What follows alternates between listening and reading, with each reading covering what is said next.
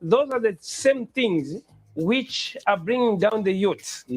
Because when a youth wants to aspire to a certain position, now those big ones, they funded a lot of money into the media just to bring me down. I'm not like that. Go to Petauke and find out how I am. You know, if I was like that, I don't think the Petauke people would want to send a thug in parliament. So I'm not like that. And the evidence I'm being vindicated by the people, by the love of the people. Look, the way my uncle is from saying that we can't wait to see you. But I'm just going through under orientation at parliament. Correct, Yeah. So, everyone in Petauke, they're excited just to see me back, to receive me. Yes, you there in Chinsali, you have got people want to believe you me, trust me. When I visit Chinsali, you'll be even shocked to say, is this a person we call the thug? Is this a person we call the killer? Yeah. Is this a person we call a lot of bad names? It's not like that. Yeah. It's only that the person, my opponent, the one I was dealing with, is a media personnel. He's from the media, and he knows how to use media. So even that thing at Central Police, there are CCTVs. Go there, Mr. Blackson. Is it Blackjack? Oh, Blackjack. Go at Central Police.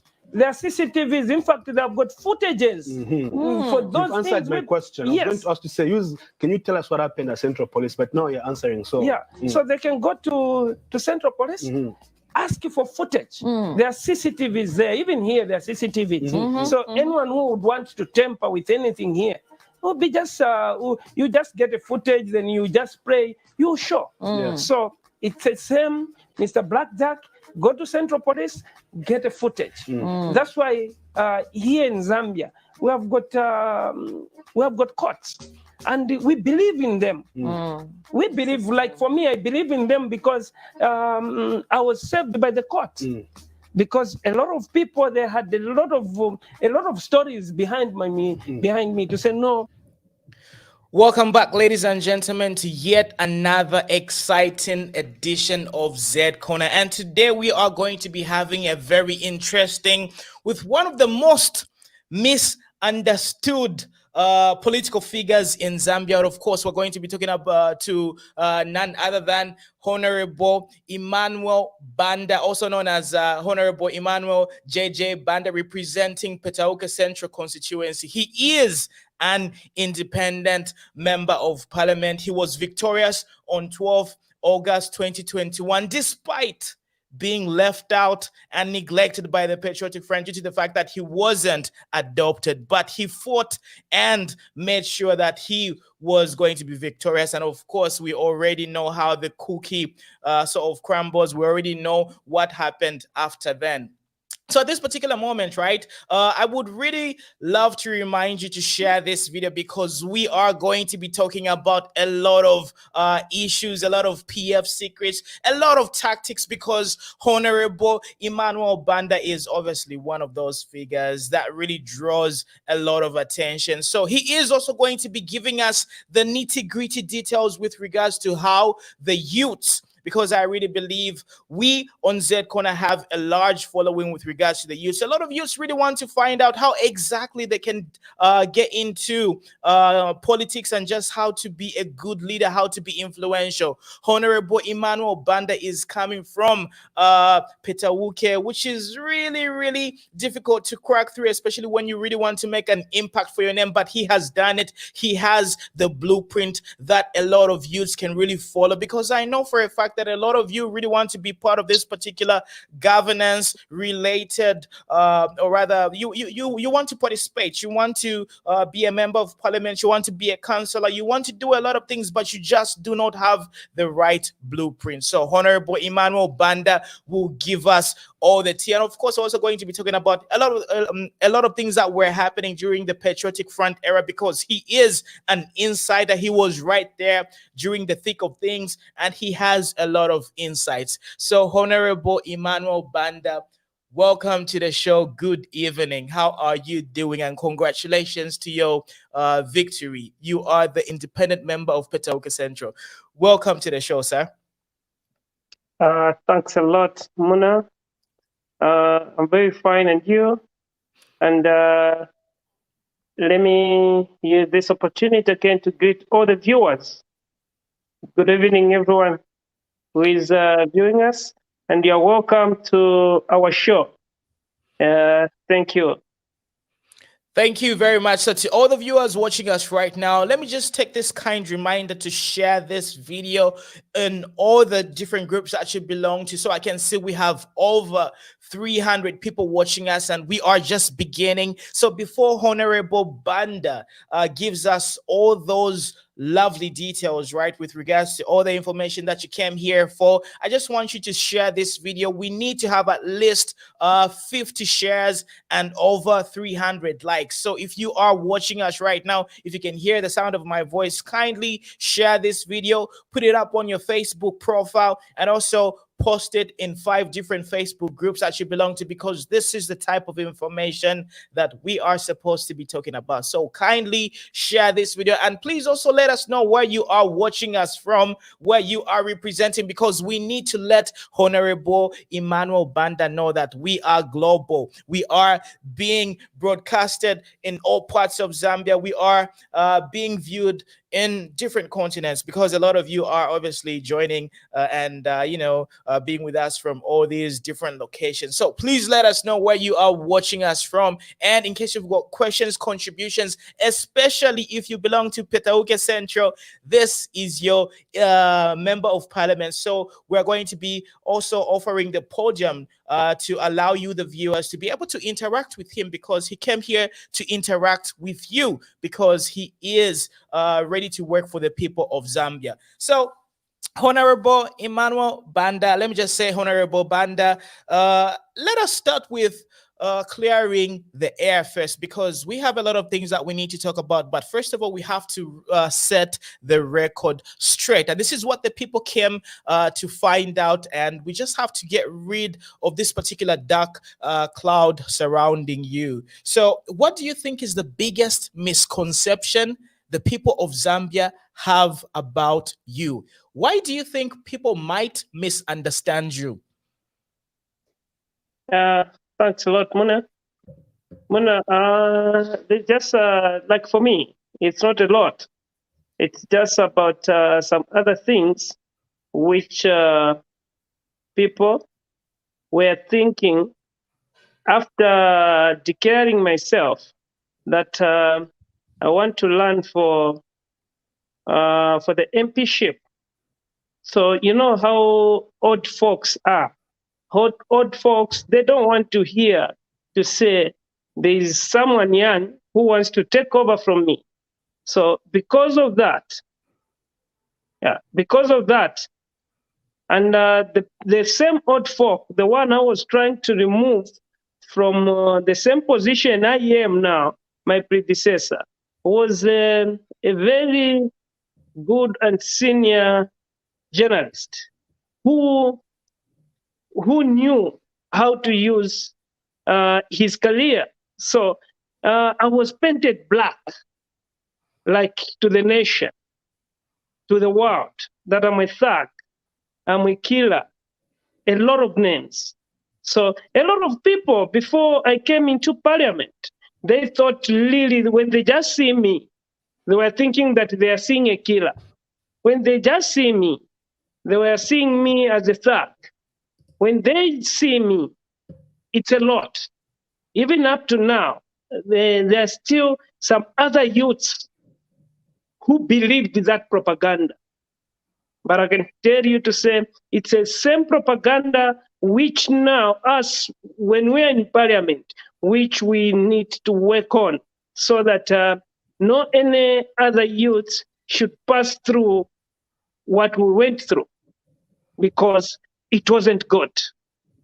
Just because of a political position, you should label someone bad, and also wanting to send that youth to prison without committing any offense, just because the offense was because of aspiring for political office.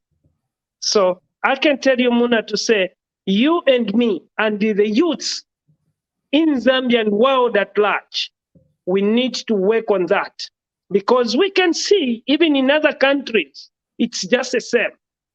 But the time when getting independence in all these countries in Africa, it's the youths who fought for independence.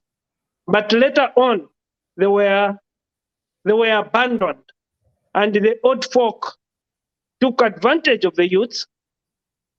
They were kicked out from the position which they fought for.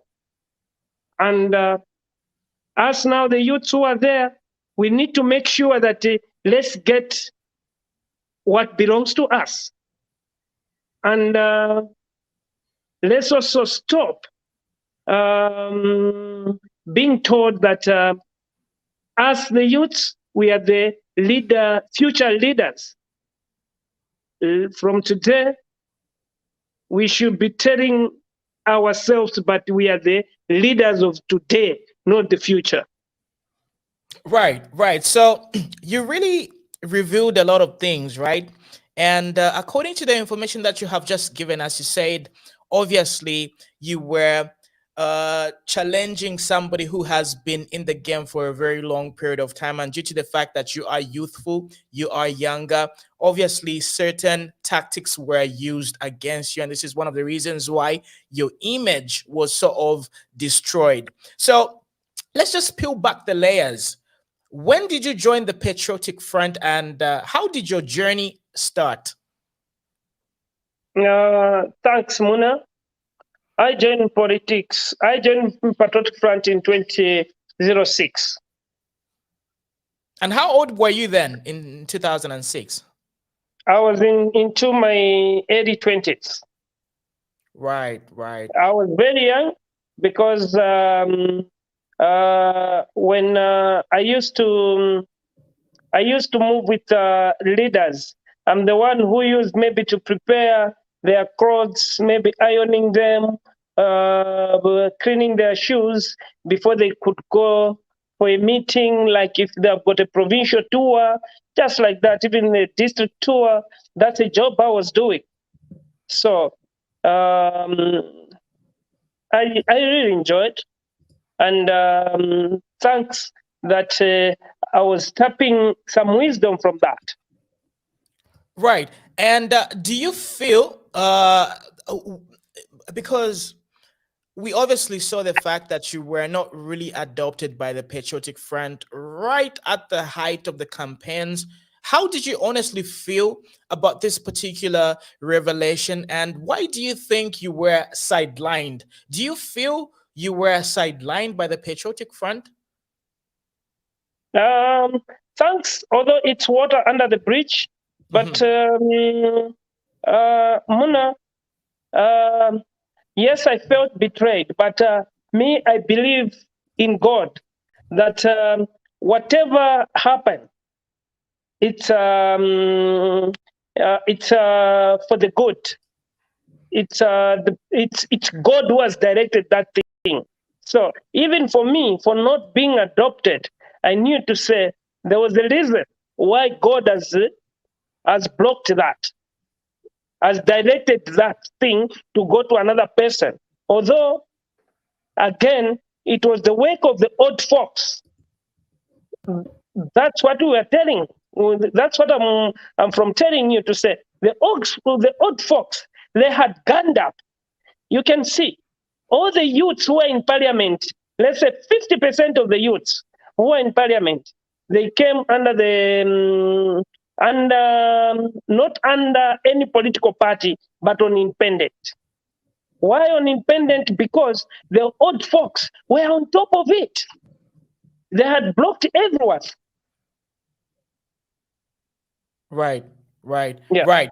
So at this particular moment, right, we obviously know about the rivalry between you and the named person, but we're not going to talk about that. Let's get back to youths participating in governance roles, because that is obviously one of the reasons why you really fought for this particular positions, and this is one of the reasons why you decided to go solo. So just give us a brief history of Zambian political history and what role the youths played since the inception of Zambia. What role have the youths played according to our history, and what should the current youths do right now in order for them to overcome the gatekeepers, the old guards?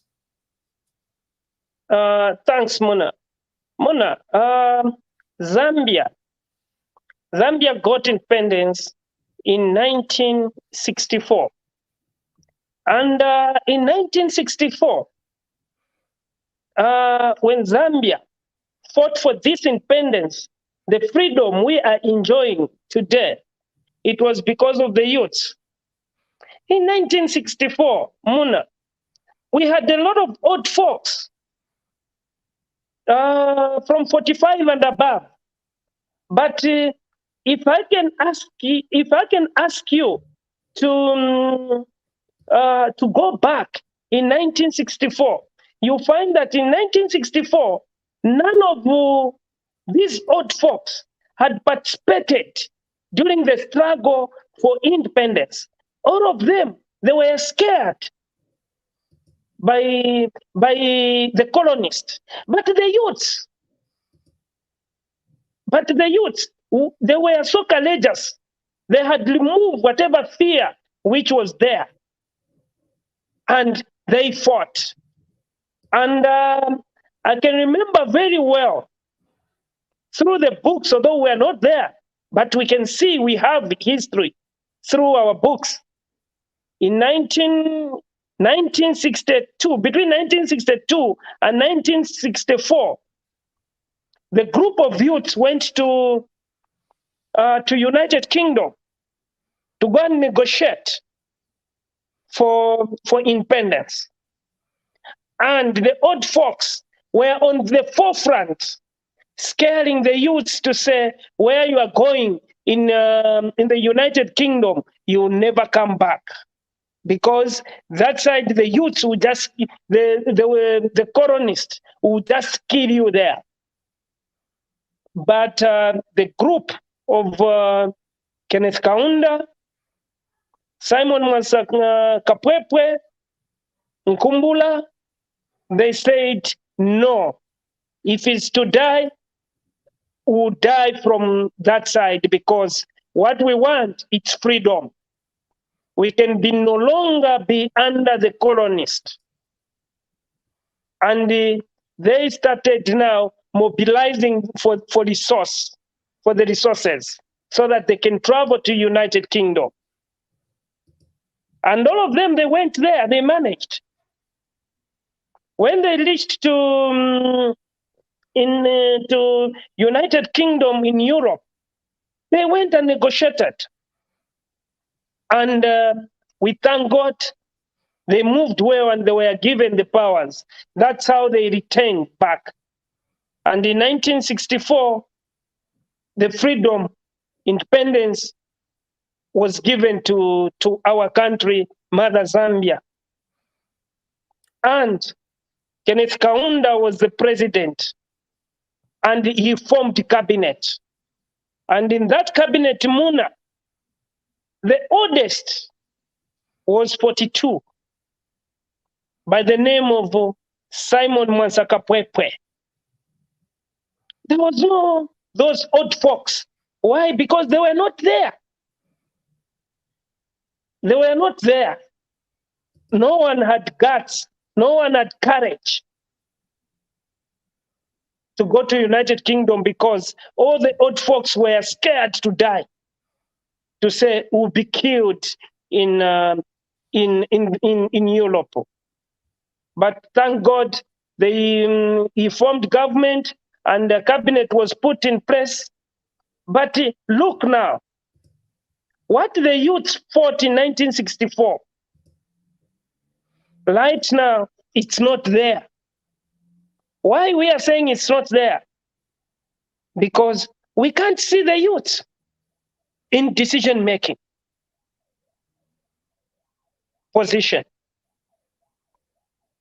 In 1964, all of them who were in cabinet were the youths. You can imagine all of them, they were the youths, the oldest being 42. But today's cabinet, or the last regime cabinet, the oldest was, I think, 49, or the youngest was 49. But today's cabinet, at least, they have improved. The youngest is 42. So why do you think this is the situation in 2022? Why do we have fewer youths participating in governance-related issues? Perhaps it is difficult for youths to get involved because in order for you to rise to that particular rank, right, you obviously need to start from somewhere. You need to start, or rather have a low entry level, then work your way up. So how can youths begin and rise up the ranks? Mona, there's this perception whereby they're saying that youths, they're not ready to get this position. And also people are asking, they want to ask questions also. I'm sure I can see a comment from Tari BSP. Yeah. So yes, so people will be given an opportunity. Well, you can still ask all the questions that you want Honorable Banda to answer.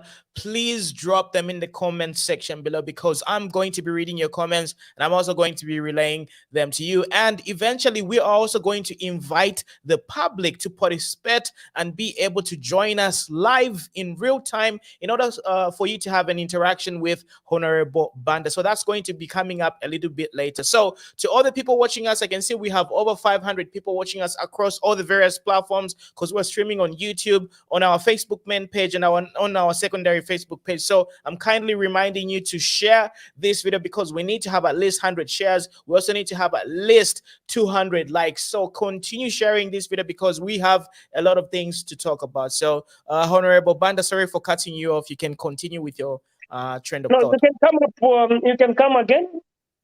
For the question. My question was, how can youths start participating? For example, how can a youth become a councillor, become a chairman of any political party, and then eventually rise up the ranks? Do you need a lot of resources? Do you need to have capacity? What do you need, and how can you start? Thanks, Mona. Mona, we have got as youths, we are supposed to be, first thing, we are supposed to be united. The youths who are in parliament now, those youths who are not in parliament, they are supposed now to come together to say, you, at least, you are the people. Like in 1964, when the group of Kenneth David Kaunda, Simon Mansakapwepwe Nkumbula went to Europe to go and negotiate what belongs to Mother Zambia. It's just the same now. As the youth who have gone into parliament, we are the same group now who can negotiate for our fellow youths.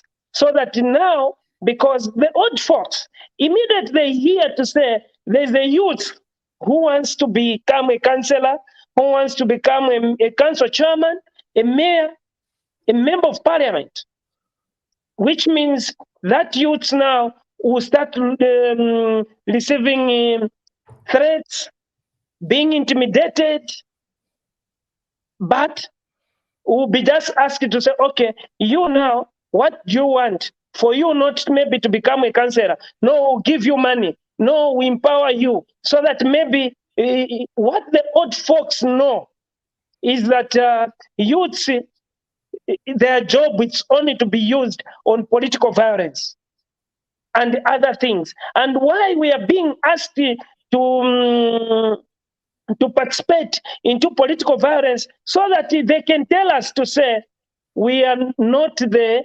leaders of today, but future leaders. So it's up to us, the youths. First thing, we should reject to be used as tools of political violence.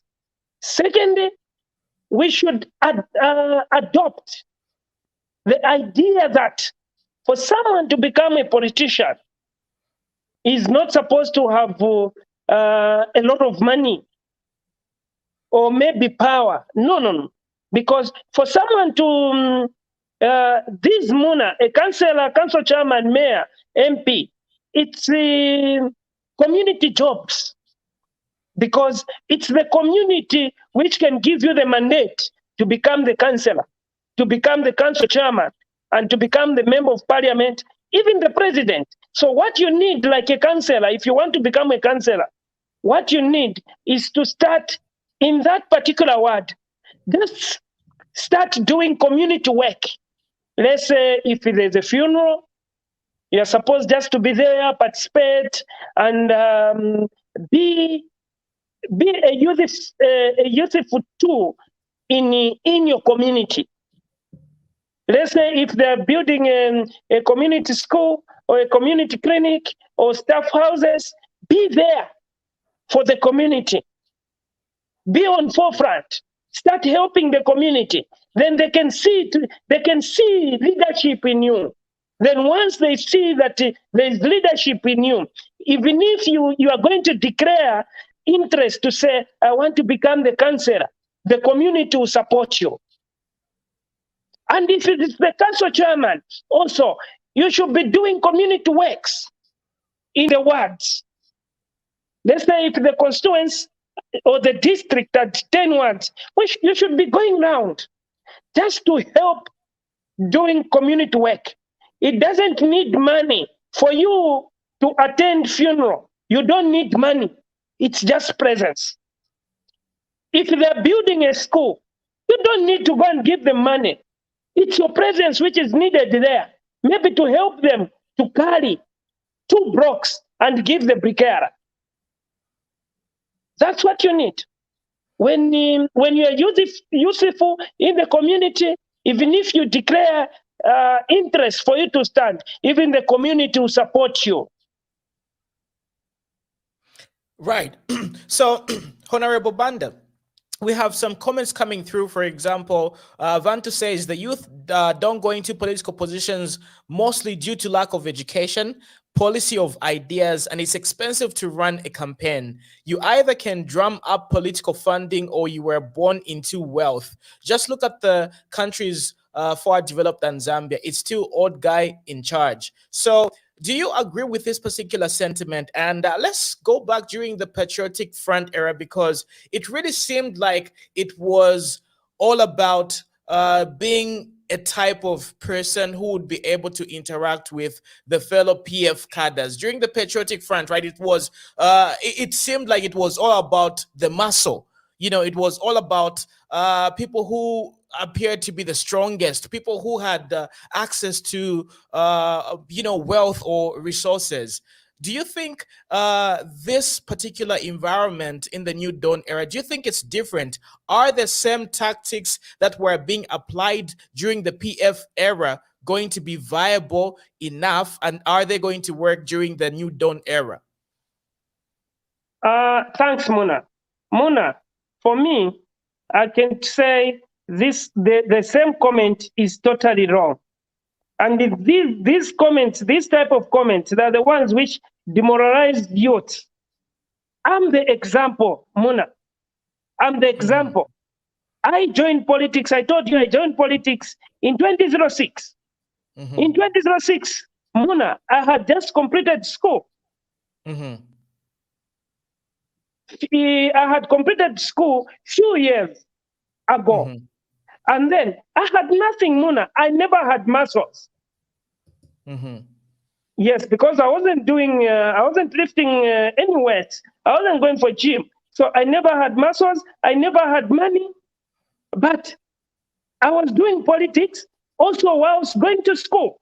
Then from school, college. Then from college, I was working in.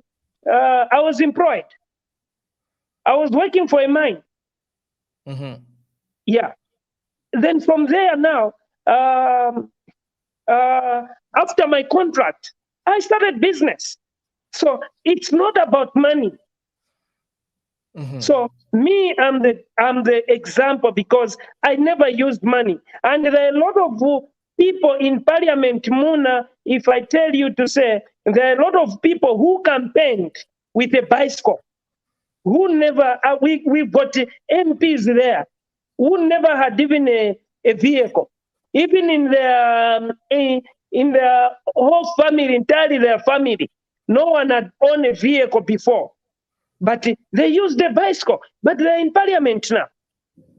They don't have muscles. They're in parliament now. So I can tell you, Muna, to say it's just all about community work. You should convince the community that you can represent them.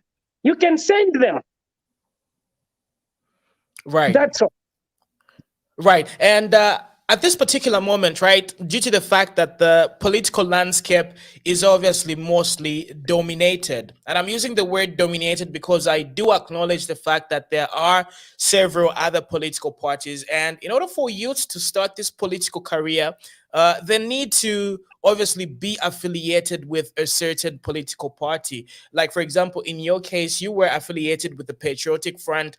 Now you have been elected as the independent member of parliament. So if you look at the political science and the political tricks that one can use, because by the end of it all, it's a game. It's a game of who gets to be aligned in, or rather with, a particular camp, which is going to allow them to be relevant. So what would you advise people to do? Is it join an opposition political party such as the Patriotic Front? Is it starting with an already existing, or rather ruling political party? What is the best strategy to be influential and rise up the ranks of your political journey? Thanks, Muna. Muna, for me, what I know and what I believe, it's to join the political party which can accept your services, not just the ruling party or the opposition or what, no, but the political party which is ready to accommodate you and to use your ideas. For me, in 2006, I joined the party I joined. It was the opposition political party, which was Patriotic Front. It wasn't in ruling in 2006. It was in opposition. PF came to form government in 2011. So you can imagine, I was in opposition for about 5 years. Yeah. So it's by that time, it's the party which had accepted me to be the youth chairman at a lower organ, right, where I started.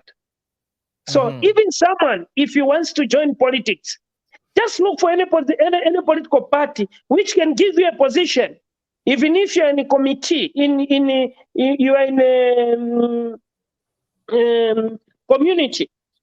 When you are in a community, when, let's say, people you are passing, they just say, oh, that one is the chairman, or that one is a treasurer, that one is a secretary for that political party. That's where leadership starts from. So even if you are in any gathering, even people will be able to recognize you as a chairman, a treasurer, a secretary. That's all. It's not all about the ruling party. It's not all about opposition. So if the ruling party, if you try to join the ruling party, if they reject you, you can go to opposition. If they reject you, you can just start working as an individual. Yeah, so that later on you can even stand as an independent. Yeah, so it's just the same as me. I was rejected by the party which I used to belong. But what did I do? I went, I convinced the community that I can represent them. And the community had faith in me, had confidence in me. So what I asked the community, what am I going to do? Then the community told me to say, can you stand on independent, then we'll vote for you. And they voted for me against those old folks who had blocked me. I understand.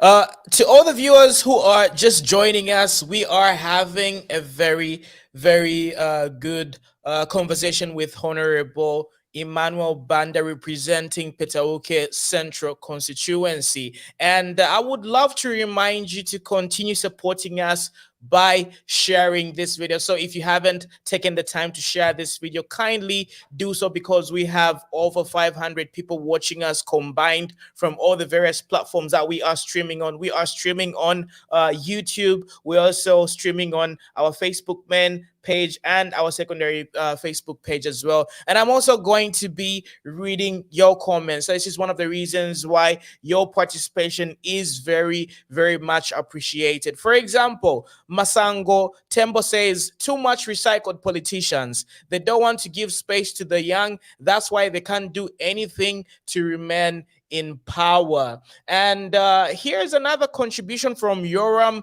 Augustino Savuya. He says, let's be factual here. Money is needed. Add me. I'm a young councillor. I have messaged Honorable JJ. Zambian politics requires money. Without money, you are just a mulio killer. Do you agree with Yoram? First, to start with Masonga. Yes. Yeah. Masonga, let me bring his message. His let me yes. Here, he's talking about recycled politicians. Yeah. So Muna, this is what I was saying, that these old folks, because the same recycled politician, they're old folks. So they don't want to leave the stage. They just want to be there. But why do you think we've got recycled politicians? Why do we have recycled politicians? Why we have got recycled politician? It's the same mindset, because the same recycled politician, you find that when he was ushered in the office, he was still maybe in between the youth and old folk. So now he doesn't want to let that position until he goes 60, because in parliament we still have, is a member of parliament, but is above 75 years old. So you can imagine 75 years old, he's still in parliament. And then when he reaches there in parliament, just 2 minutes or 10 minutes, you find that he's dozing, which is not good. Right. So, Honorable Banda, so would you... it's time now, in short, it's time for us now, the youths, to put heads together. And the good part is that the youth, we are the majority of voters. But the problem is that the old folks, they know our weakness. So they give us money to fight each other, so that them now, they can just get that position smoothly. So what I can advise my fellow youths is, from today, let's stop fighting each other. Let's support each other and get what belongs to us. 2026, we need a lot of youths in parliament, and we are the majority. We are the majority. Then these old folks, let's support them. Let's support them so that they can hand over to us smoothly. But if they won't hand over smoothly, then we need to gun up as youth, the way Kaunda and his team had gunned up in 1964, and they even mobilized the resources. So even those who are saying that resources are the key, we can also mobilize the resources as youth. But I can tell you, Muna, in my constituency, all the councillors, they don't have money, but they are councillors. Council chairman is just the same. Even me here, I don't have that kind of money, but I'm there. I managed to convince the community. All the councillors in Petauke Central Constituency, they managed to convince the community without money.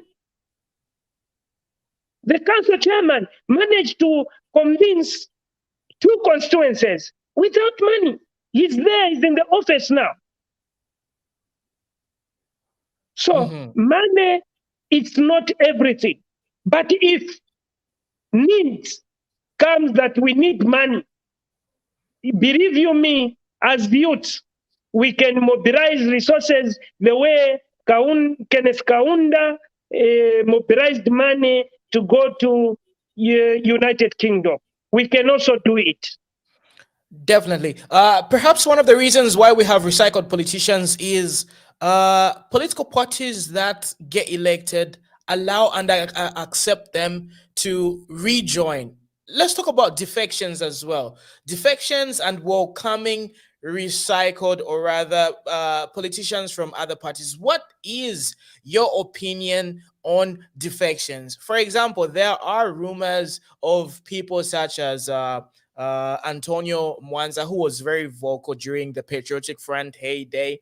We also have, that's really an unconfirmed rumor, so this is just speculations. There are people who are coming from the Patriotic Front who want to jump and go to the UPND. So if that happens, they are obviously going to be dominating and they are going to be recycled as well. And this particular cycle keeps on happening and it keeps on repeating itself. So what do you personally think about defections? Do you think defections defeat the purpose of removing a sitting political party and introducing a new one? Because what's the point of electing new political players in order for us to just have the same ones who were ruling and dominant in the other political party that was just chased out? What do you think about defections? What is the solution to prevent recycled politicians via defections? Thanks, Mona. Mona, politics is the game of numbers, and a vote counts. But as each political party has got an organ, and that high organ, they are supposed to sit and also understand to say, to see the value. Like even in the football team, when you want to buy a player, you see the value of a player. You can't just go. Even me, I know how to play football, but I can't just go to Manchester United and apply to the coach to say, I want to start playing in your game. Whereby I don't have any experience. And even if I had experience, the Manchester United organ, they should look at me to say where I'm coming from. Was I playing football? If I was playing football, what happened for me? Was I chased from the team I was playing? So it's just the same as even in politics.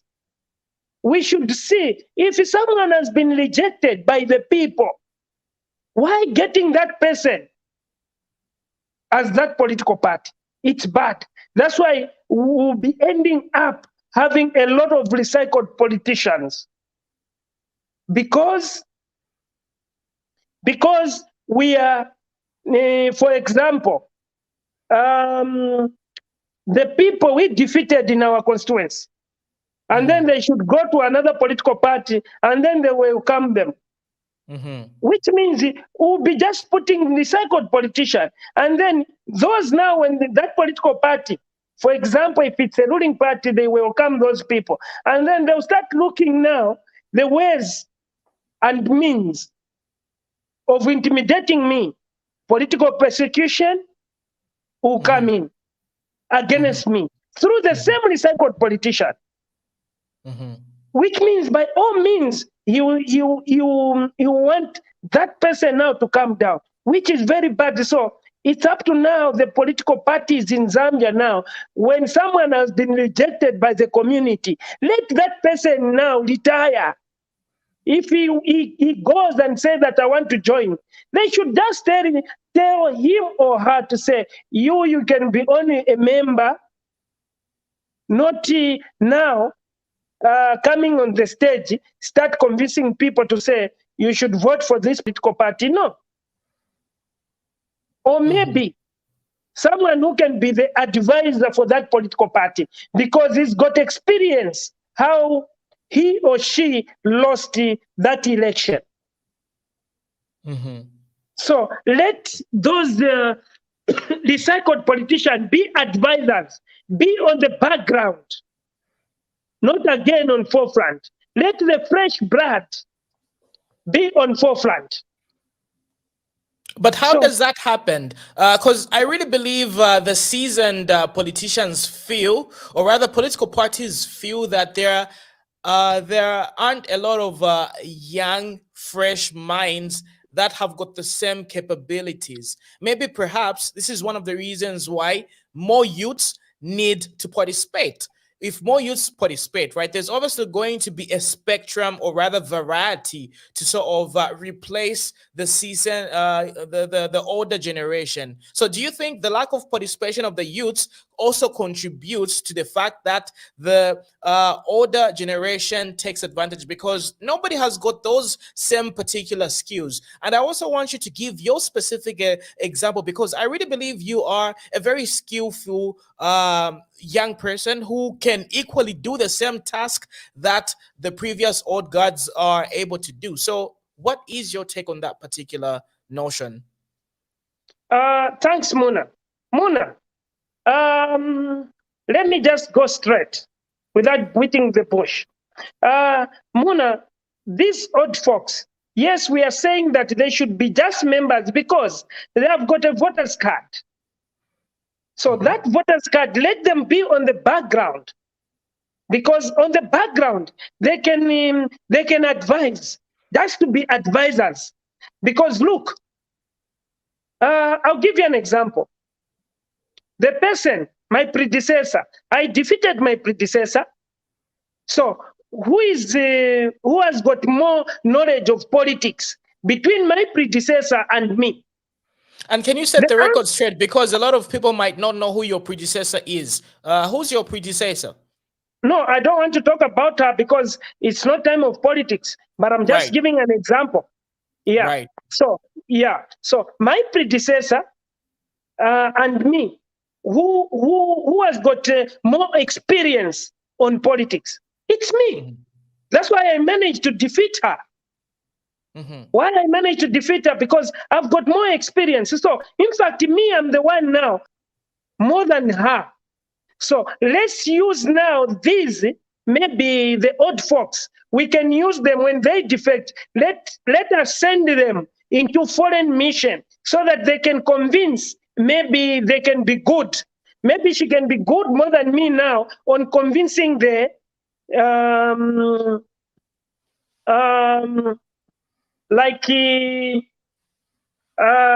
let's say these let's say like maybe in Europe there's a company which wants to invest, the investors. If let's say there's a company which wants to invest in Zambia, let these old folks go to Europe and convince these investors so that they can come and invest, to source for investors from Europe. Maybe they can be good on that because they have traveled a lot more than I.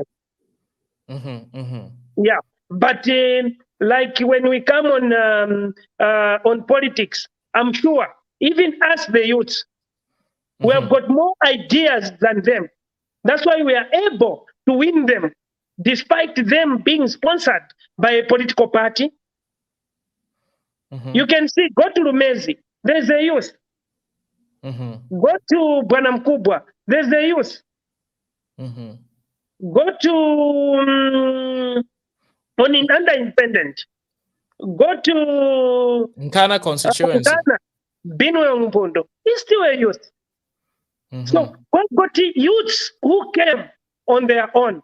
So which means for Binwe to come into parliament, or for members for Nkana to come into parliament, which means they've got more experience than the people they defeated. Because if they never had experience, they are not going to defeat those experienced ones. Yeah. So these old folks, I can assure you, for me, if I was given a chance to advise a political party about these old folks who wants maybe to join them, yes, they can join them, but let them send it as a political party. If it's the opposition political party, when they form government, let that political party, after forming a government, let that political party send them into foreign mission to go and look for investors. So that in parliament or in governing position here, we should have fresh blood. Because I've got other understanding as well, Muna. Muna, in parliament, we have got 9 positions which the president is supposed to nominate. To my own understanding, as a member of parliament for Petauke Central constituency, is that those youths, like the one who got independent, after getting independence from Mother Zambia, when coming up with a constitution, they sought to say, in Zambia, there are people living with a disability who they can't battle it on the field to go into parliament. That's why I'm sure they had put that number which is supposed to be nominated by the president. So we should also include people living with a disability and youth, because Muna, today if I ask you to say, Muna, me as a president, if I was the president, and I call you Muna to say, Muna, sit here. I'm looking for a PS to employ a PS to that ministry. Then help me. To tell you the truth, Muna, you are not going to propose someone who is young your age or someone who is old your age. You are going to propose the name on your age or on your condition. So it's the same. If we had members there, parliamentarians who are living with a disability, they are going to take care of people living with a disability in Zambia. Because people living with a disability in Zambia, they are really suffering. Indeed. You find that there are some other people. You find that since they were born, they have never seen a wheelchair. But Zambia is receiving money, a lot of money from abroad to help those unprivileged people. But because we don't have in position, we don't have people with such condition in position. Because the same people, if those people were in that condition, they were there in parliament, they were even if we want to debate about something, they are even going to debate about the same thing in parliament. Looking at it, they had gone through that thing. Their experience. Yeah, so they've got experience. How difficult it is to get a wheelchair, how difficult it is to get a walking stick, how difficult it is to buy, let's say, lotion. Yeah.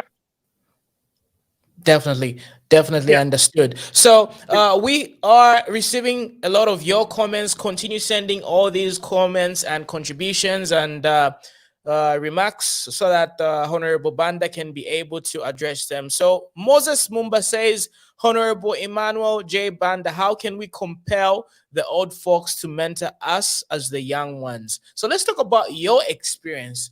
Who mentored you, and who were you looking up to, and how can would-be future political players, how can they get in touch with people who can help them get mentored? Thanks a lot, Muna. Muna, this is what I'm saying. To say the old folks, if we are waiting for time for them to mentor us and then leave the stage for us, it will never come, Muna. But it's up to us, the youths, to organize. If it's to organize for resource, let's organize for resource, for the resources, and also let's organize for workshops and teach each other or invite other politicians from outside Zambia to come and mentor us. To say, if you want to come for workshop, because for these old folks, what they can do only is to give us money and fight each other. They'll give us money so that we can fight for each other for that small token. Mm-hmm. So they'll never mentor us. But it's up to us, the youths. The way I've already explained when we were starting the program, Muna, to say, look how Kaunda and the group, how they ended up going to Europe and negotiate for our freedom. The old folk were scared. And then even the old folk were scared even to remove the resources. But it's the youth who mobilized for the resources so that they can go to Europe. So even this time, let's not wait for the old folk to mentor us. They will never. But the same youth, that's why I've said that us who are in parliament now, we are the same people now who can mentor our fellow youths so that they can join us into parliament. So for example, if it's in Wapula province, we have got provinces. We have got 10 provinces. So if the youths in Wapula province, let them come together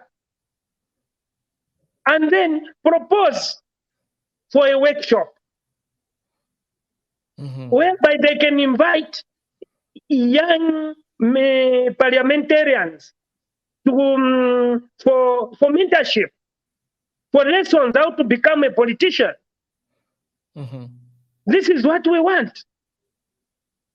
That's how we can now increase the percentage of youths in parliament.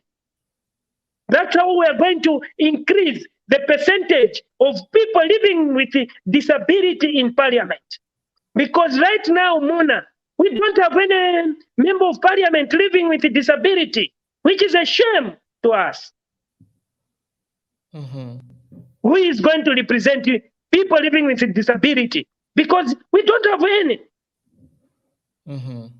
Yeah.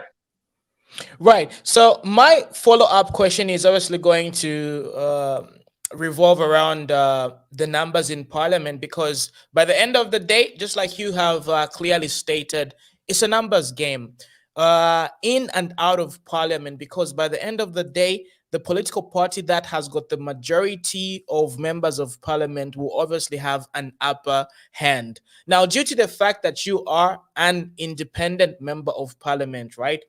What do you think what do you think about the current numbers in parliament between UPND, PF, and some other political parties? And what will be your role as independent members of parliament with regards to certain motions, bills, etc.? Muna, me, I'm the independent member of parliament. I don't belong to any political party. But my law, when I was taking oath in parliament, I said my allegiance is to the president. When reading that oath paper, yes, I said I'll pay allegiance to the president. And indeed, I will support the president. I will support the president, but on the things which Petauke people will be happy with. Yes. So that because people of Petauke, they voted for me. Why they voted for me? They want development. They want change. And then I can't just oppose to something which can benefit the people of Petauke, which means I'm wrong.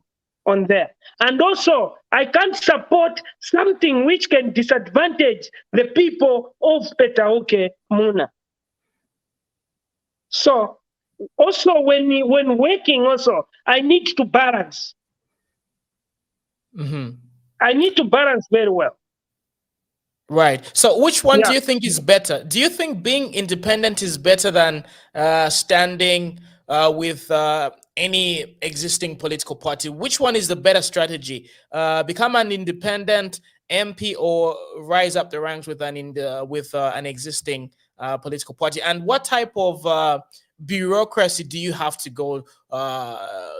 deal with? Because there are situations where people complain saying, I didn't get adopted because so and so doesn't like me, because I didn't do so and so, because I didn't pay this and that amount of money. So what is the best strategy? Stand as an independent or play the bureaucracy game with an existing political party? Muna, to tell you the truth, for me, I would advise my fellow youths that either to be on ruling, opposition, independent, the allocation of CDF, it's just a sale. So what I can just ask now, it's us now, the people, explaining to ask the people who are in parliament to explain it to the people, to say leadership with the MP, it's not about for him to bring development. It's not about belonging to any political party. The issue is just to be in parliament. Because you can be independent, you can be in ruling party, in opposition, but allocation of development, it's just the same, Muna. I can assure you to say it's the same. But you remember the old folk, they have got that syndrome which they had put in people to say, if you don't belong to a political ruling party, which means you never see development. Or if you don't belong, you are an independent, you won't see any development. That was cheap politics, Muna, and we should remove it, because I can assure you to say I'm in parliament there under independent, and whatever all of us there in parliament, like in terms of development, we share equally. The president share the development equally, and the president, that's why either ruling, independent, opposition, when taking oath in parliament, you say my allegiance is to the president. So why, if people that have got a perception to say, if you're on a opposition political party, then you can't receive development? Or why is opposition member of parliament, why when taking oath, why don't they mention their leaders of that political party? Yes, because they mentioned even all those for PF. They never said that their allegiances to their president, but they said they will pay allegiance to the Republican president of Zambia, who is Mr. Hakainde Hichilema. All of that. That's where we are paying allegiance to. Right. So, Honorable Banda, let's take it back prior August 12, 2021. And we're also going to look at the next incoming 4 years when the 5-year mandate of the UPND is done. So if you had to peel back the layers, what things do you think made the people of Zambia decide, look, we are tired, we are done with the Patriotic Front, let's try the UPND? What top 5 things do you think led to the defeat of the Patriotic Front? Mona, thanks. There are a lot of things, but me now, to the experience I have, which made me to carry the day in Petauke Central Constituency. One thing which the Patriotic Front missed it, which also even the ruling party now is supposed to learn from it, is the Patriotic Front never listened. When a leader is rejected by people, then the higher organ, they just say that if you don't want this person, then your time will come. But for now, as a higher organ, we believe in these people. But the community, they don't want those people. Yeah. So now the battle was that higher organ from PF and the people, the majority. That's where the battle was. So those, the majority, the people now, the majority, they wanted to teach now the PF, the higher organ, to say, you what you want as a small group. Let's see if your small group can compete with the Zambian people. That's why the Zambian people.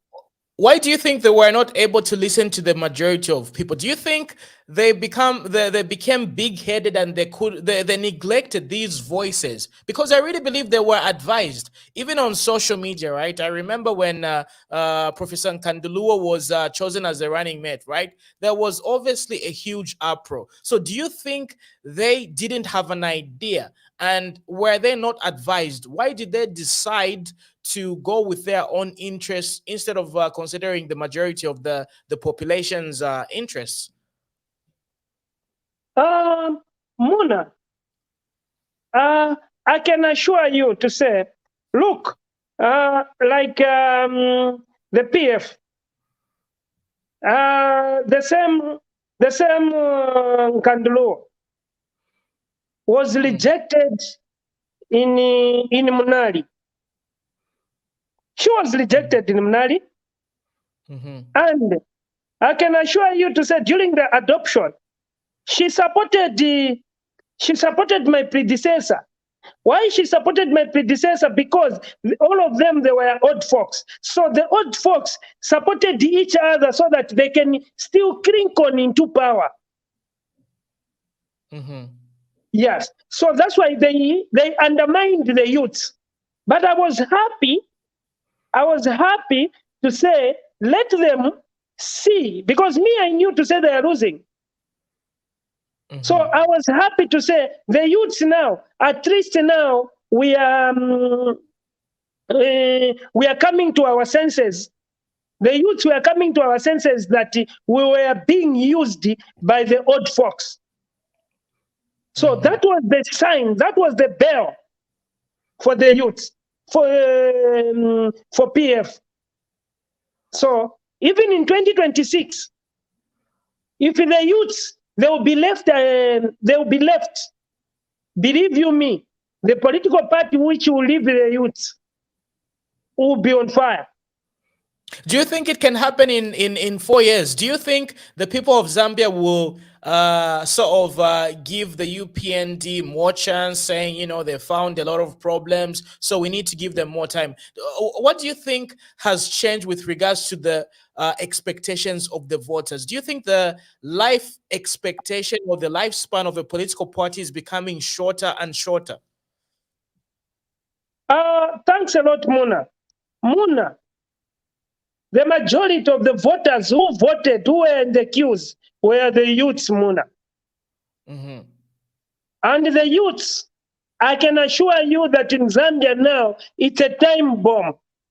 If you don't take care of the youths, look, the youths, they even went as far as putting on gowns when voting. And when they were voting, they were expecting jobs.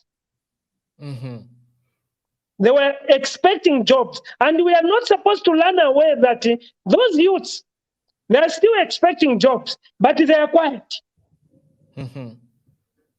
So even the government now, they should also see to say, okay, the majority who voted were the youths. But how many youths were nominated into parliament? Direct from UNZA, those with guns. Because when voting, they wore gowns. So even I'm sure we would have seen some being on influential position, decision-making position, taking over those offices wearing gowns. So we shouldn't forget to say it's also a time bomb. Right. And at this particular moment, right, we have people writing a lot of questions, contributions, etc. So this is a subject that you are very passionate about.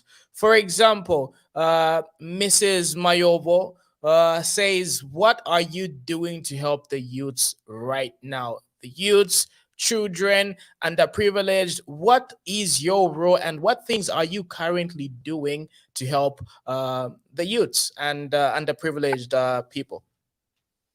Thanks a lot, Muna. Muna, me, what I can, to that question, what I'm doing now, because look, the youths who are in parliament, we don't have numbers as youths in parliament. Because whatever motion I can bring, which will favor the youths, it won't pass. Because the majority are old folks.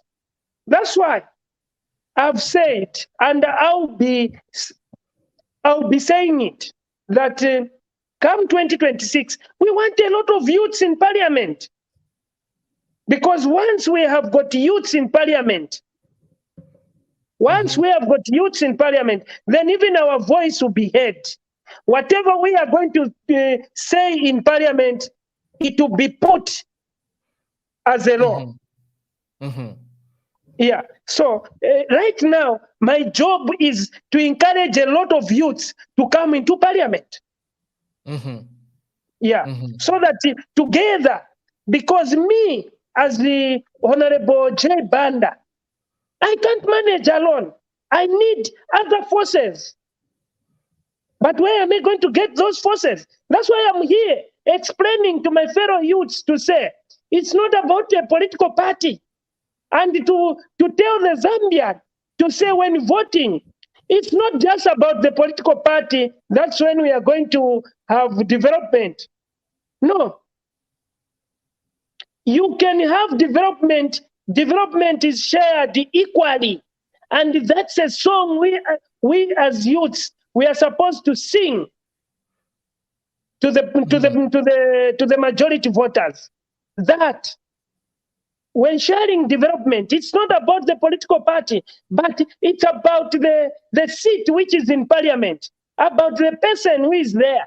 So even me as Emmanuel, Honorable J. Emmanuel Banda, and the minister, the development for our constituency will share equally. There's nothing, even CDF, I'm sure you have heard that the president today has blessed all the constituencies in Zambia with part of the CDF money. And it was equally. Yes, there was no need to say, no, this constituency, there's a minister, so we'll fund a lot of money for CDF. You for Petauke, since you're an independent, we'll give you, let's say, 10%. No. So why do you think the previous regimes were not able to do this and equally distribute funds to all the much needed constituencies? Why do you think President Hichilema has gone with this particular approach whereby he gives equal amounts and he allows people to either succeed or fail? Mona, even the past regime, the money they were giving equally, but it was just small. It was 1.6. And the president now, has increased that money from 1.6 to 25.7. Yeah. So equally the same 1.6, it was going in all the constituencies equally. There was no need to say, no, this minister will get maybe 1.6, then this one who is not a minister will get 1 million. No, they were getting equally. That's the same now. We are getting equally. But the money has just been increased by the president, which we are supposed to praise him by increasing that allocation. Yeah. So, and that allocation, Mona, it's not just increased on the ruling party, no. Right. It's for everyone, either opposition, independent, each and every constituency. And we in Zambia we have got 156 constituencies, and all of them 126 constituencies, we are receiving the same amount, Muna. Yeah. Understood. So to all the viewers who are currently watching us, this is the part of the show where we invite you to ask Honorable Banda questions, because he is here to interact with us. So if you are looking forward to being live with us, kindly use the link in the comment section below. If you are watching us on Facebook or YouTube, I am posting the link right now, and you can also find the pinned comment. So kindly join us, and please, when you come, summarize your questions. Do not be long-winded. Think about your question and nail it in few sentences so that we can minimize on the time. So at this particular moment, I would also love to remind you to hit the like button, like this video, share it in 5 different Facebook groups that you belong to. Also share it on your timeline, tag as many people as you can, because these are the types of discussions that we need. We have a youthful leader among us, so we need to seize this particular opportunity, because he obviously understands a lot of things that we do not understand. So I can see some people joining. I can see Brother Jason. Brother Jason, welcome to the show. Brother Jason, you can carry on and interact with the Honorable. Thank you so much, Brother Mnalula, to have me in the show. And first and foremost, I just want to congratulate our brother there, Honorable JJ Banda, for actually scooping the Petauke Central constituency as an independent MP. It is so encouraging to some of us actually aspiring to join actually in that lawmaking house in the near future. I just have maybe some few questions, but first and foremost, you know, I love the emphasis that the Honorable is trying to put across.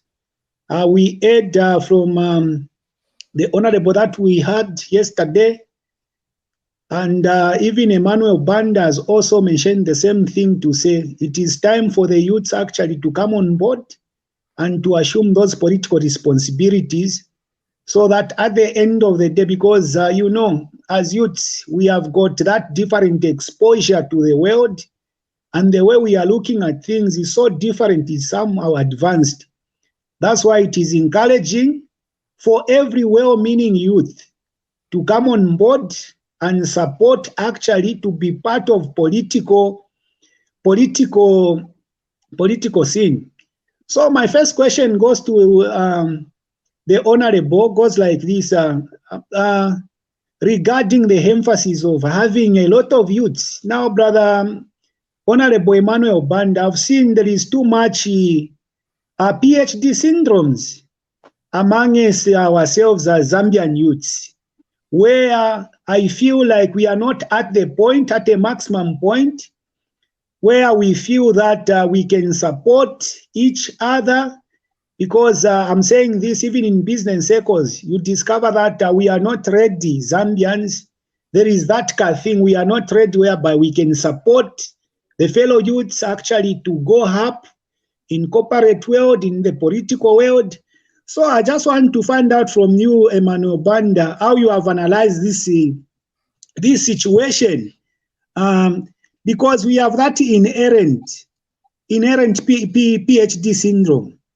So do you think Zambian youths are ready for now to push more lawmakers actually to assume positions in our country? Because, you know, it's like everyone, we are waiting for that future to come, that we are the future leaders. But I feel time is now. But looking at our mentality as Zambian youths, do you think it's possible? Do you think we are at the maximum of actually having the fellow youths to push more youths who've got advanced perception of development, advanced perception of social life, to push more fellow youths to go into the Parliament House?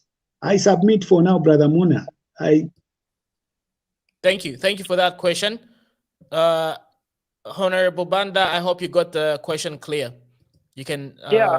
Muna, this question is simple. Me, I'll be straightforward so that we can accommodate good number of people who are going to ask questions. Muna, this question, I can take it back in 1964. Because what we had in 1964 as Zambia, we still have it even now, right now. We have in Zambia. But the only problem, it's the old folks who have been using us on bad vices so that we can be called to say we are not able to govern ourselves. But we are ready to govern ourselves, because I'm the example. I'm there in Parliament. I'm able to take development to my constituency, which is Petauke, and I'm still a youth. So which means we can still do it, and we are a lot. So what we just need is just workshop, which we can be teaching each other to say, okay, to ascend to power, you need to do this and this and this to your community. That's all. What does it take to come up with those workshops, and how fast can we do that? Those workshops, I'm sure we can start. The good thing, which I can inform the youths of Zambia right now, to say in Parliament, to show you our fellow youths that we are ready, is that we have already pushed for youth caucus, and that youth caucus has been approved. Awesome. Congratulations. So through that caucus, I can tell you to say we educate a lot of youths. And that youth caucus, I can announce to you the people that now the youth caucus is there and was approved in Parliament. So that now we can have caucuses now. We can go to Wapula to have a caucus to talk about youth leadership. We can go to Northwestern to talk about youth leadership. We can go to all the provinces to talk about youth leadership. This is what we want. All right. Thank you very much, Honorable Banda, for that particular response. So let's pass it over to Leonard Chiwala. So kindly summarize your questions so we can have as many questions as possible. Summarize it in a few sentences. Go for it, Leonard. Hello. How are you guys? How is everyone there doing? Honorable JJ, how are you? I'm good, and you? How are you? I'm good. First and foremost, congratulations on your victory. It wasn't an easy battle fighting someone who was in the ruling party. Thanks a lot. We managed because of your support. Yeah, indeed, it's a youthful world. All right, I would love to agree and disagree on the point that you raised. I loved the way you came out to say, as Zambian youths, we should start by doing the community developmental works if we want to be obtained as leaders, which is one of the things that I've been emphasizing to my friends, and I followed that very well. But another thing that I would love you to urge most of us youths in Zambia is a point that we should, one, be hardworking. Nothing comes on a silver plate. Nothing would definitely land on a silver platter. Secondly, let's, all those who want to aspire for public services, let's have at least a cardio knowledge, or let me just say, let's have a good sense of education that will help us do wonders. Because my main aim and purpose and my thinking and wish, what I want is that by 2026, we should have a good number of youths in parliament. We've got lots of old foxes in parliament whose times over by this time they were supposed to be in farms cultivating, but instead they're being taken back there. The reason that they're giving us or the excuse they're saying is all about I would say experience. Definitely we can't have experience if we're not given an opportunity to work with those, because the majority of those folks, they're not leaders, I would say that, but they're bosses. You see, there's a difference between a leader and a boss. A leader is a person who believes in training someone who's going to succeed that person. But in Africa, we've got lots of bosses who don't want to train young ones who are going to take over from wherever they'll leave the battles on. So my emphasis is that as Zambian youth, to all of us who would want to aspire for public offices, let's work hard from our community and our personal perspective, because in elections, again, we can't win elections based on just because your youth have loved you. You have to invest in certain ways. Because I would give an example. Brother JJ, you're from Petauke. The perspective of people from Petauke is very much different from the perspective of people, let's say, Kabwata, or let's say Kanyama, like the way it was in some like the past elections. A person who didn't have money, only a few people made it to go to parliament, because lots of Zambians were subjected to hunger. And what does it mean by that? It means those guys, they definitely opted for money. So I'll leave it here for now, so that my other friends can also contribute what they have.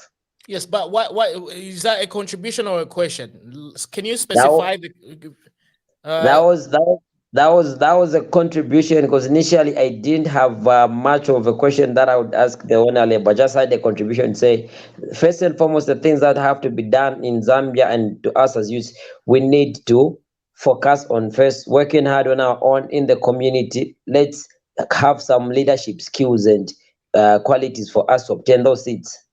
All right. Okay. Thank you. Then we'll pass it on to somebody who has a question, since you had the contribution. Thanks, Brother Leonard. So, Richard Voalia, kindly summarize your question. Do not go off on a tangent. Do you have a question or a contribution for Honorable Banda? Unmute yourself, then go for it. Make sure you don't have any noise in the background. Okay. Good evening, Honorable JJ Banda. Evening to you. How are you? I'm well, fine, thank you. I can see that you have got that wisdom. You are articulating a lot of issues. Thanks a lot. Yeah, I am in Rwansha Copper Belt. I once stood as a mayor of Rwansha, and I obtained my studies in the Eastern Province at Chadiza Boarding Secondary School. Okay. Yeah, my honorable, I just want to contribute something. In Bemba, they say Atimiti Kula Empanga, and the children, they are future leaders. But these people, they were using that language just to cover up their sins and to comfort us. But this time around, it us youths, we have to stand and say when will be that, because us as Zambians and youths, we have to stand, we have to be in parliament as long as maybe in the age of 25, but you find that people started participating in politics when he's 45, when he's 50, when he's 60.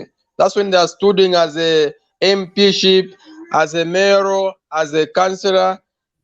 So this time around, I trust those which you have advocated to say, no, you have coming up with those information and I would love to interact more and to know more about how you are coming with that. I submit. Thank you. Thank you. All right. So I guess that wasn't a question. That was basically a contribution, right? Okay. So Yeah. let's pass it over to Mwansa Selvin. Do you have any questions / contributions for Honorable Banda? You can unmute yourself, Mwansa. You're muted. Unmute yourself. Make sure that your mic is unmuted on the yes, unmuted. Then you can. Yes, now we can hear you. So go for it.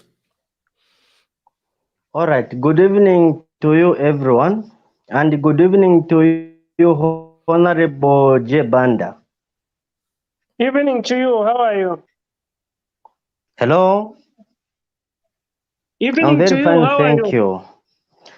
Thank you. I'm very fine, thank you, Honorable. Okay, are you able to get me clearly? Loud and clear. Yes, I'm getting you. You're very clear.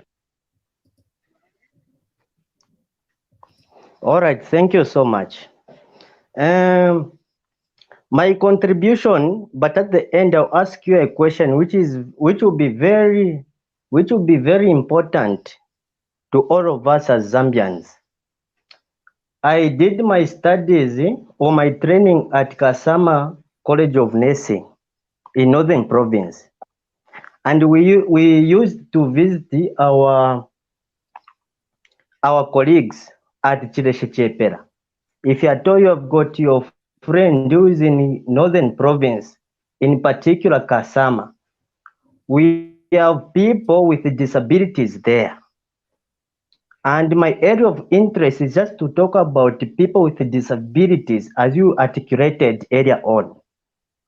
Now, these people, they might find it very difficult in terms of executing their knowledge and their intelligence to our mother Zambia. Now, my area of interest is that how we as Zambians, how are we going to help these people? I heard you talking about people with disabilities, and from the very day I was born, I've never seen any single person in parliament with any kind of disability there. So how can we help these people to make sure that they also enjoy Zambia as theirs? Okay. Thank And you. how Due to time, I've gotten your question. Yeah. The answer which I can give you is when we got independence, constitution was put in place, and in our constitution of Zambia, there's a clause which says the president is supposed to nominate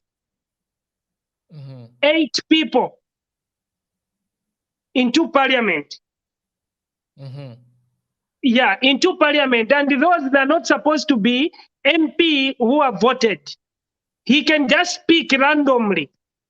That's why, to my own understanding, Kaunda and the group, they became with that clause, looking at that in Zambia we have got people living with a disability who can't manage to battle it on the ground to become a member of parliament, but they can be nominated.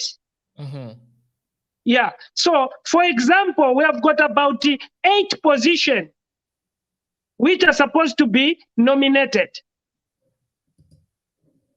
So maybe we can give people living with a disability about 4 people, which is 50%. But that one, it's a prerogative of the president. So now, as the youths and the people living with a disability, we are supposed to push a motion, or not lead a motion, but to ask the president. of the Republic of Zambia, that Your Excellency, the people living with disability, they are crying, they are on your knees, they are asking to be part of us in Parliament. They need to be up to the president, because you can't force the president who to nominate. It has to come from him as the president. Brilliant answer. Thanks a lot, Honorable Banda, for that. I actually didn't know about the nomination aspect, so thank you for clarifying that. And that's a very good suggestion. Thanks a lot for that clarification. So let's pass it over to Brother Tiki. Brother Tiki, Honorable Banda is running out of time, so please make sure you summarize and ask him questions in less than a minute. Unmute yourself. You're muted. All right, thank you. Good evening, Muna. Good evening, Honorable Banda. Good evening. Evening to you. Yeah, and congratulations on your election. Yeah, I know it's been months now, but yeah, congratulations, and it's good to see youths in Parliament. No, thanks a lot, and I can say that thank you for your support. I know you are not in Petauke, maybe you are very far, but in spirit, as youths, we were together. Yes, yes, yes, Honorable. Actually, on the aspect of youths, yes, we were together.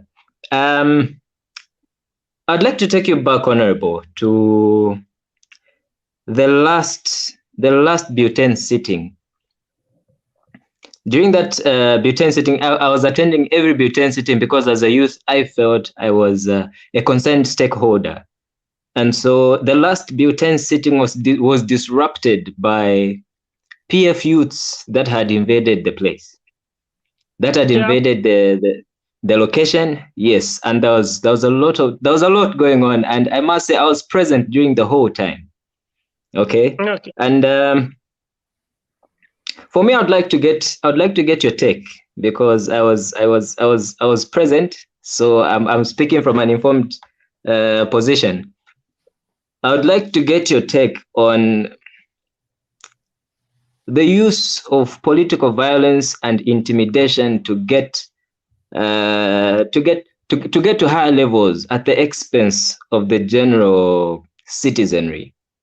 Okay, because I will tell you, I am among the youths that has followed politics, and I was very unhappy, okay, with the example you gave to us, the youths, the Zambians, because you were in leadership, you were in the leadership of a political party.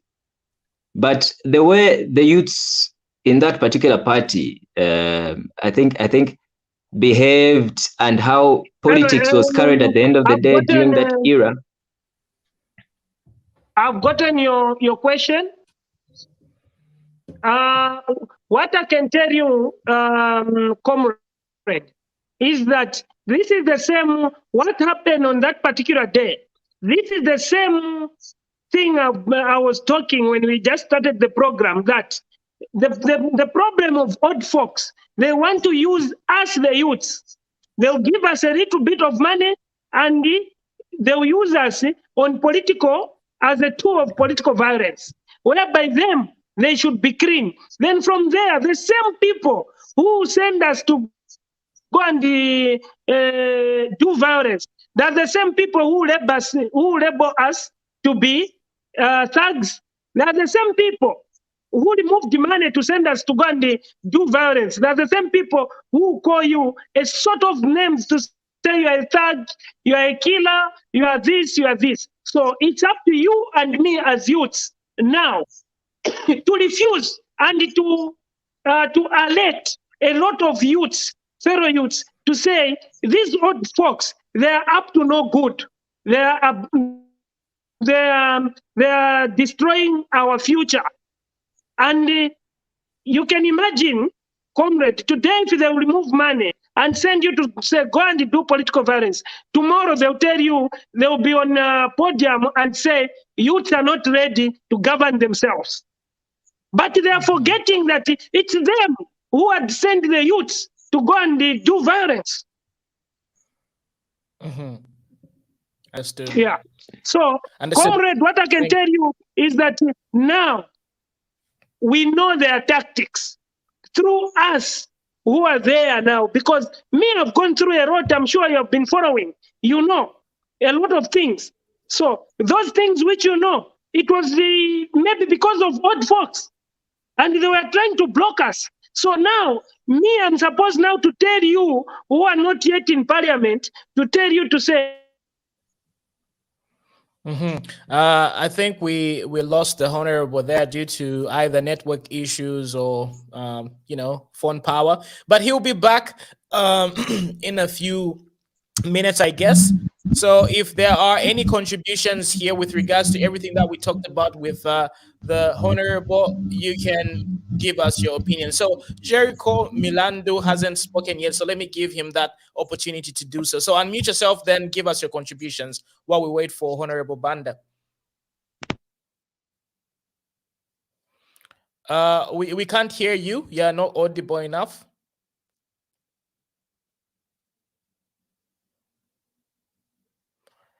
Yeah, can you say something?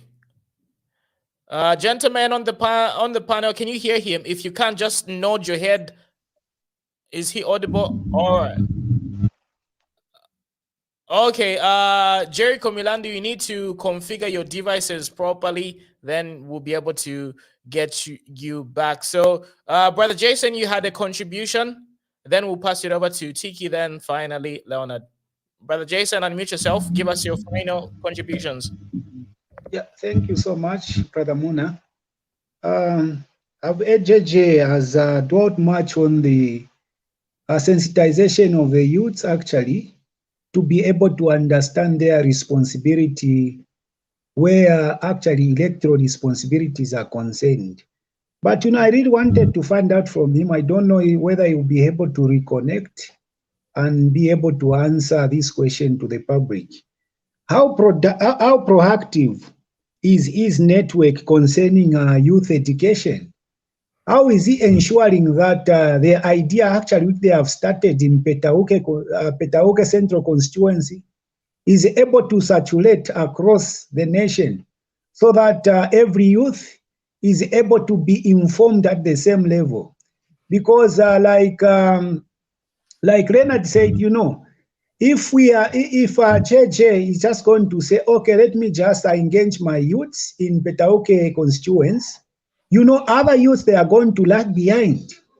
And you discover that, Brother Munalula, if you look on the ground, there is too much illiteracy amongst the youths. And I feel personally, the government need to do much on this one, especially with the boys. Yeah, the boys have been neglected. We've been hearing no girls, whatever, and the like. But it is less said about a boy. And if you look at this, if you look at our society, if you look at our communities, you discover that there are a lot of vices. And if you look at cadalism, look at, let me just mention this with fear actually, and with opinion. Look at how Abena Kalimanshi managed to group all those to my young boys, and few girls were involved. Why? Because a few boys actually, they have given less attention where education is concerned. So I wanted to ask Honorable JJ, how proactive is he trying to network with all the honorable in the 156 constituencies, so that the idea he has to bring the youths on board, engage them, train them actually where political leadership is concerned, how is he planning to network so that everyone will move at the same boat and will also have that similar perception of political life and also understanding the political responsibilities of the youth? I submit, Brother Muna, for now. Well noted, valid points. And if he's listening in the background, if he's able to join, he'll be able to give his opinion. Brother Jericho Milandu, are you back, or we're still having the same problem? Jericho, you can say something.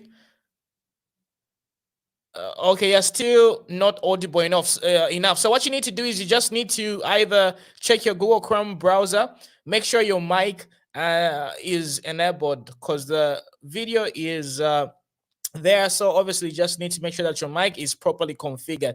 Anyhow, let's pass it over to Brother Tiki. Any other contributions that you wanted to make?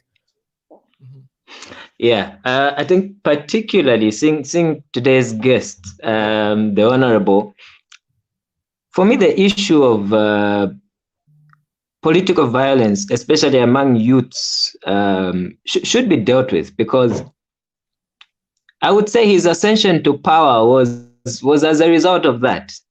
Okay, but is that the example we want for our young people? No. Okay. So I really hoped he continued with the program. Unfortunately, Yes, he's he'll not be with back us. very soon. He'll be back. All He'll be right. back very soon. So he's just reconnecting. He'll be back very soon. But you can give your All right. honest, authentic opinions, and then when he comes, just summarize the questions for him. So yeah, All you right. can carry on. Yeah, because you see, there was a lot of thuggery from the Patriotic Front youths, and he was a youth leader. Okay, there was a lot of thuggery. So the excuse he gave, saying no, we were being used by those in front or by senior members, I think that's not true. Okay, people are not being used for free. People are being used and funded. Okay, we all saw vehicles people were driving. We all saw people's lifestyles that you can't explain the origin of their wealth, because they're young people and you see them every day. You know them. You know their backgrounds. Okay, but they thrived on getting wealthy or getting empowered by the then government, and they exerted thuggery on anybody who came their way or anybody who was in their way, which isn't right. Because even the reference I gave of the last Bill 10 sitting, remember, it was the Patriotic Front government pushing for Bill 10. Unfortunately, or rather fortunately, it didn't go through. Okay, during the last sitting, Intercontinental Hotel was thronged by thugs, PF thugs from Intercity. Those same thugs we've seen on Facebook. Those same thugs that would be escorting the president, the former president, Mr. Edgar Chagwalungu. The same thugs that would be moving with ministers and whoever is prominent in the Patriotic Front. Those are the very thugs who broke into Intercontinental and disrupted the program. And there was a youth leader who should have taken care of the situation. Welcome back, Honorable. Well, thanks a lot. There is a youth leader. Yes. So, Honorable, I'm just getting back to the issue of violence among the youths and being used.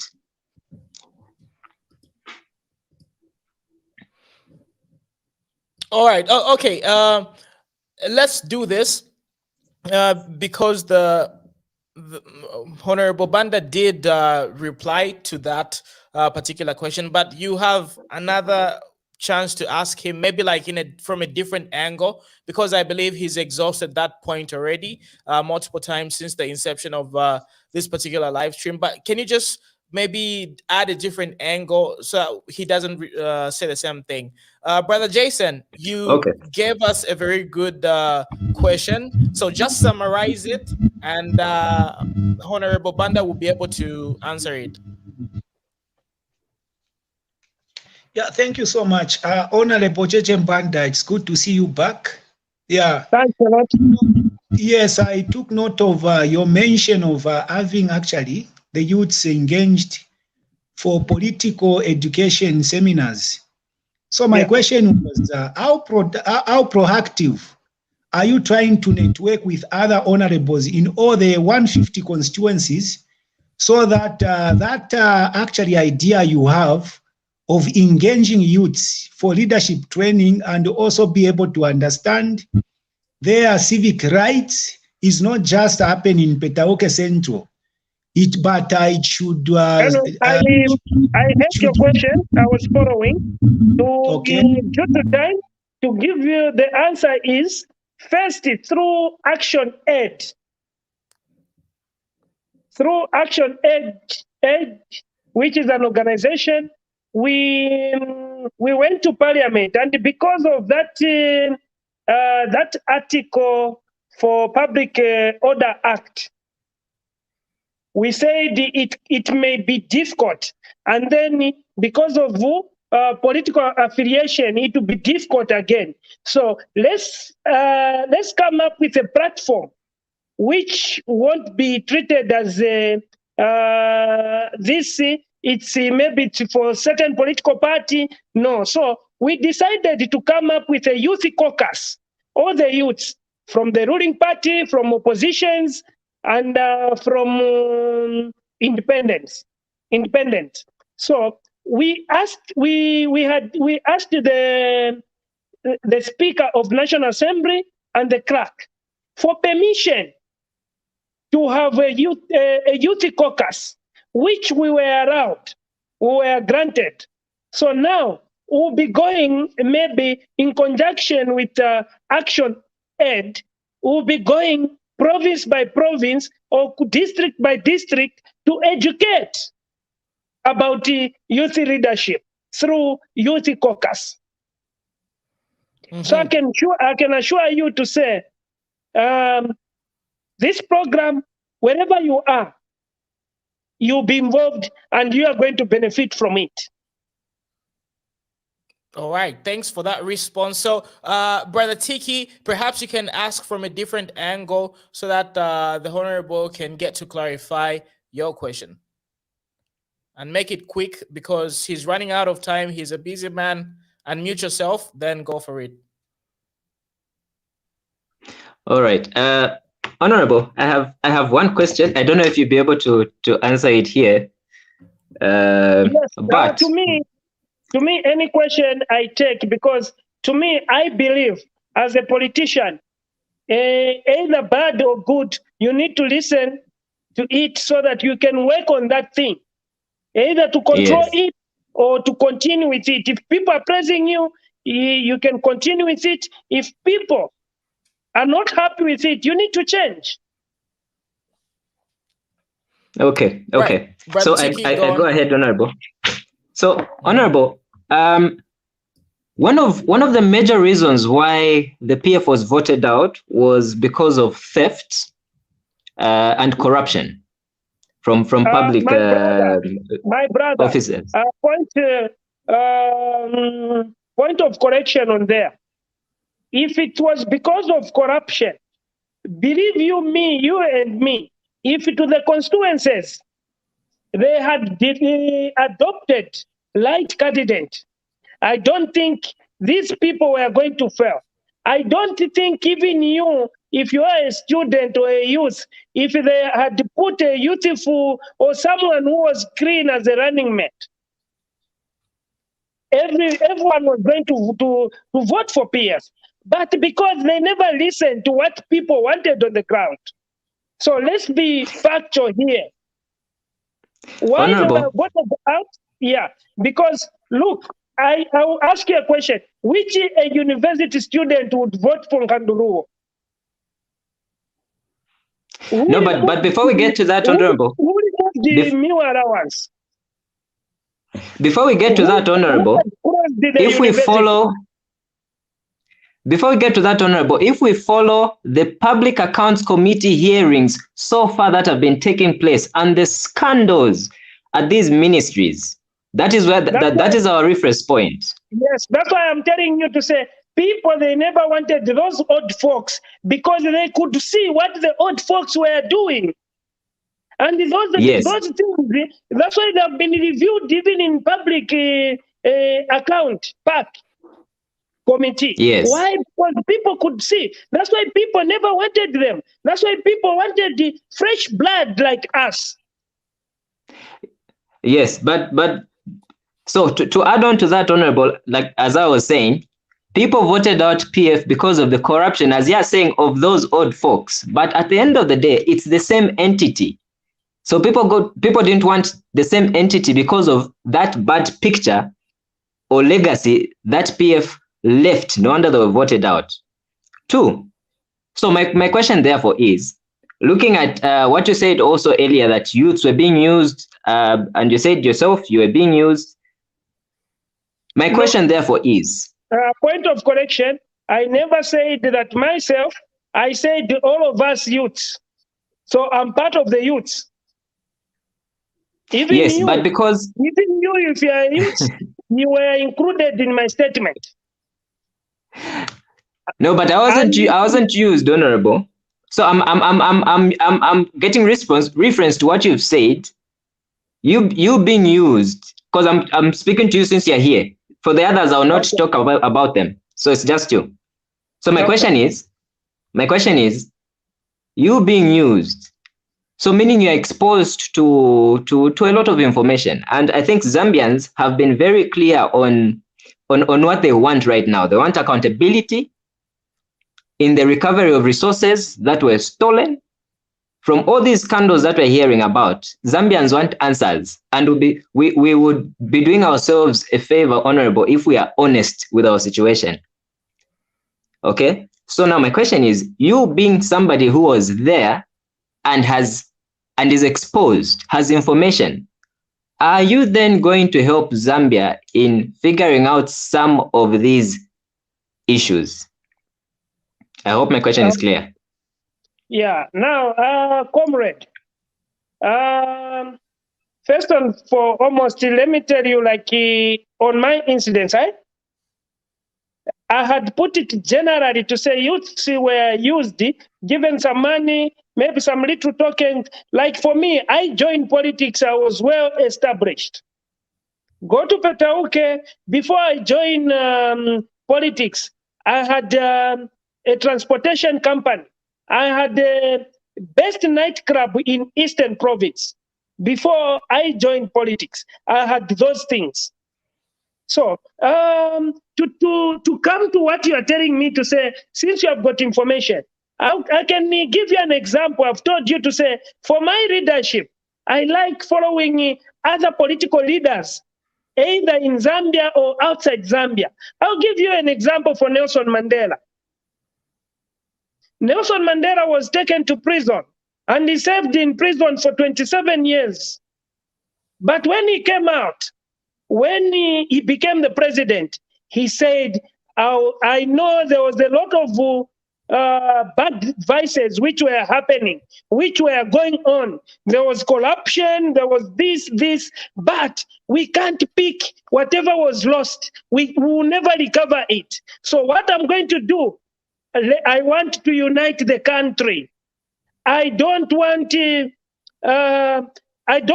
persecute anyone, because even if I persecute my political enemies, their children, they are my supporters. If I send them into prison, their children who are my supporters will be crying. Who is going to feed those my supporters? But let's put water under the bridge. Let's unite the country, let's work, and let's make sure that from now, as I take over as Nelson Mandela, I don't want corruption. As I take over as Nelson Mandela, I don't want these bad vices. That's how you saw South Africa being united. Because trust you me, in your house, if me I declare today, comrade, to say I want to stand, if you are a resident of Petauke, if you are not supporting me, let's say maybe you are supporting my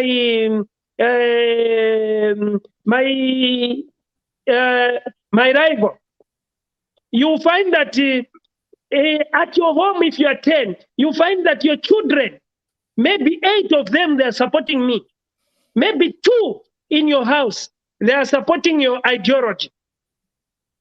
But if I want to punish you, if I take you today, I punish you, I take you to prison.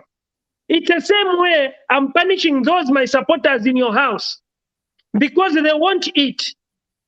They won't have food. They'll be crying as you are in prison. which means a lot of people now, those who are supporting me, they are suffering. So I'll tell you that, I'll ask you a question. If today you have got a drum of diesel, now all of it has gone, the drum, let's say, is leaking down there, and in the morning you find that all the diesel which was in the drum is empty, has gone down. Are you going to pick that diesel? No. And even you, comrade, if I ask you to say, if today you are found guilty that you had stolen 10,000 kwacha, are you sure I can, after 2 years, I can recover that 10,000 kwacha from you? It will be gone. But then, Honorable, if we leave corruption go unpunished, we are doing ourselves a disservice, because that is why we had our economy being run down. Comrade, I want to ask you a question. So, yes, comrade. What Nelson Mandela did was bad or was good?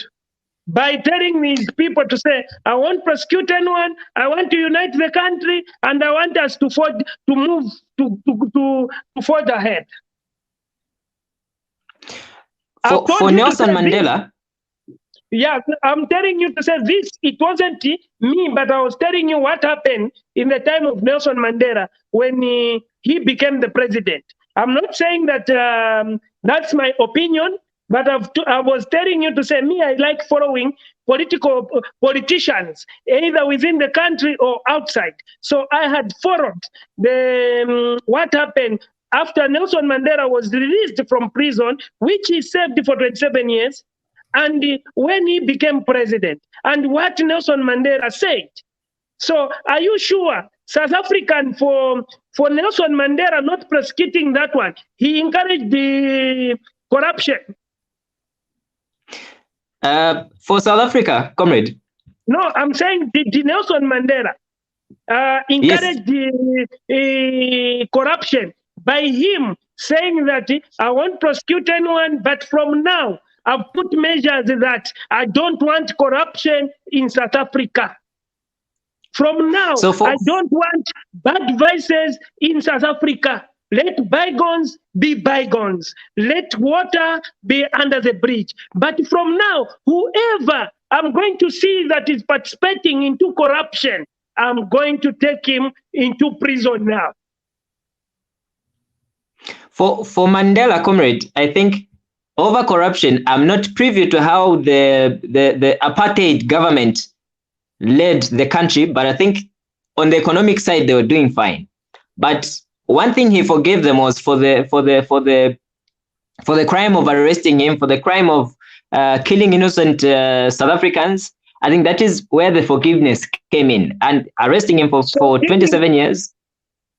That is where the forgiveness came in. Okay, my comrade, which when you are today, you are found with let's say a case to answer for murder and corruption. Which one has got a bail in court? Comrade, I may not give answers to these questions, but I think the principle is which is the lighter case between corruption and murder? I should think it's murder.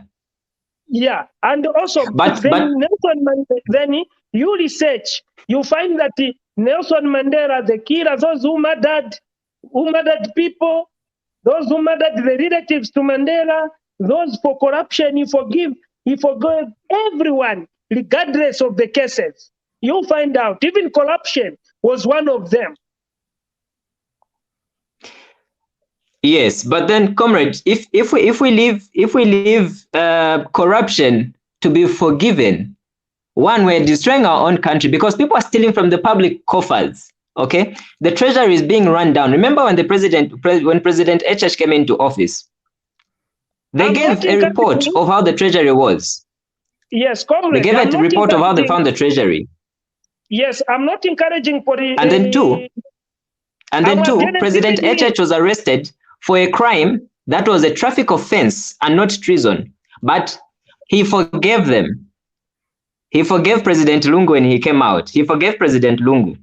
Okay, so at least HH, I believe, is a student of Nelson Mandela because he forgave.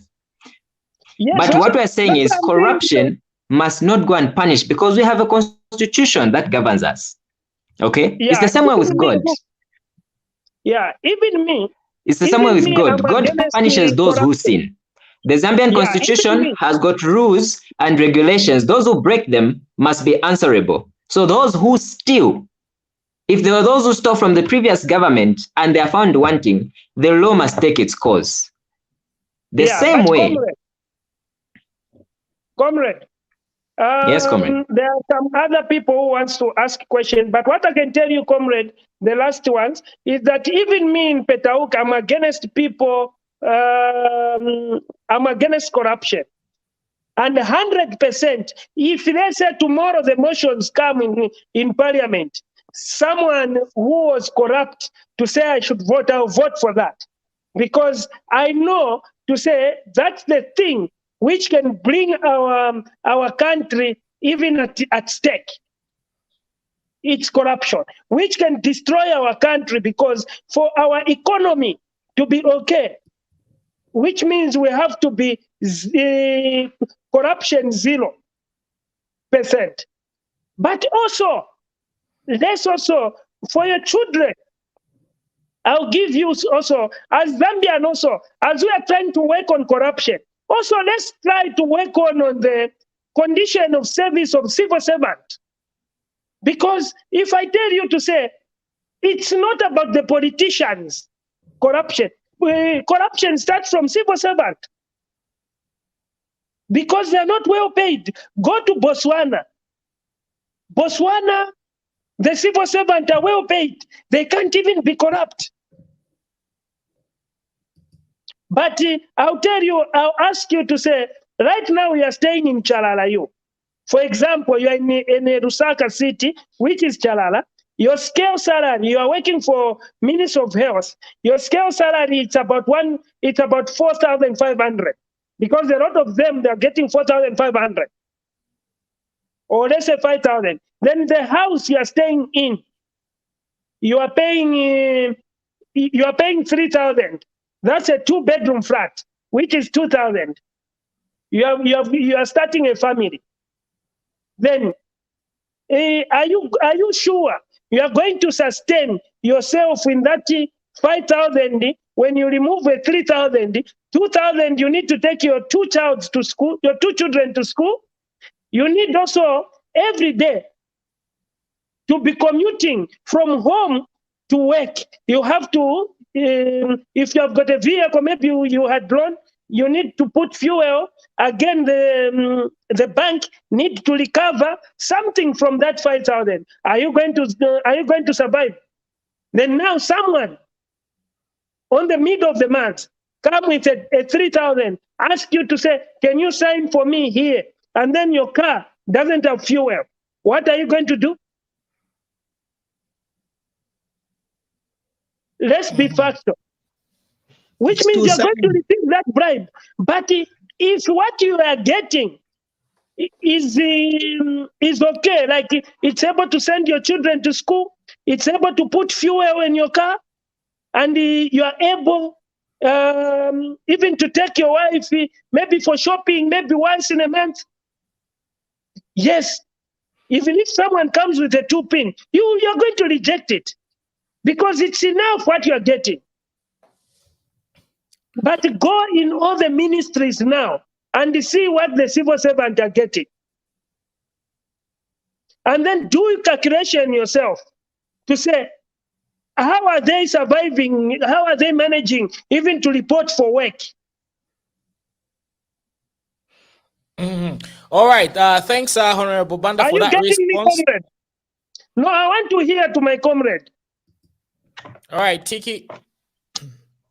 All right, comrade. I've gotten you, but one thing we must appreciate with the current government, since we are under the current government, in just 4 months they have increased. I'm working.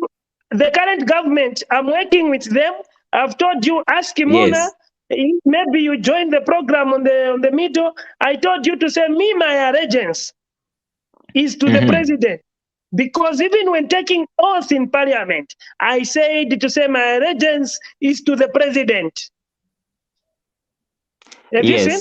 So Yeah. yes. So me, So I was saying, working the government of the day, because when I was taking oath, I promised the Zambian people that my allegiance is to the president, and each and every member, they said the same.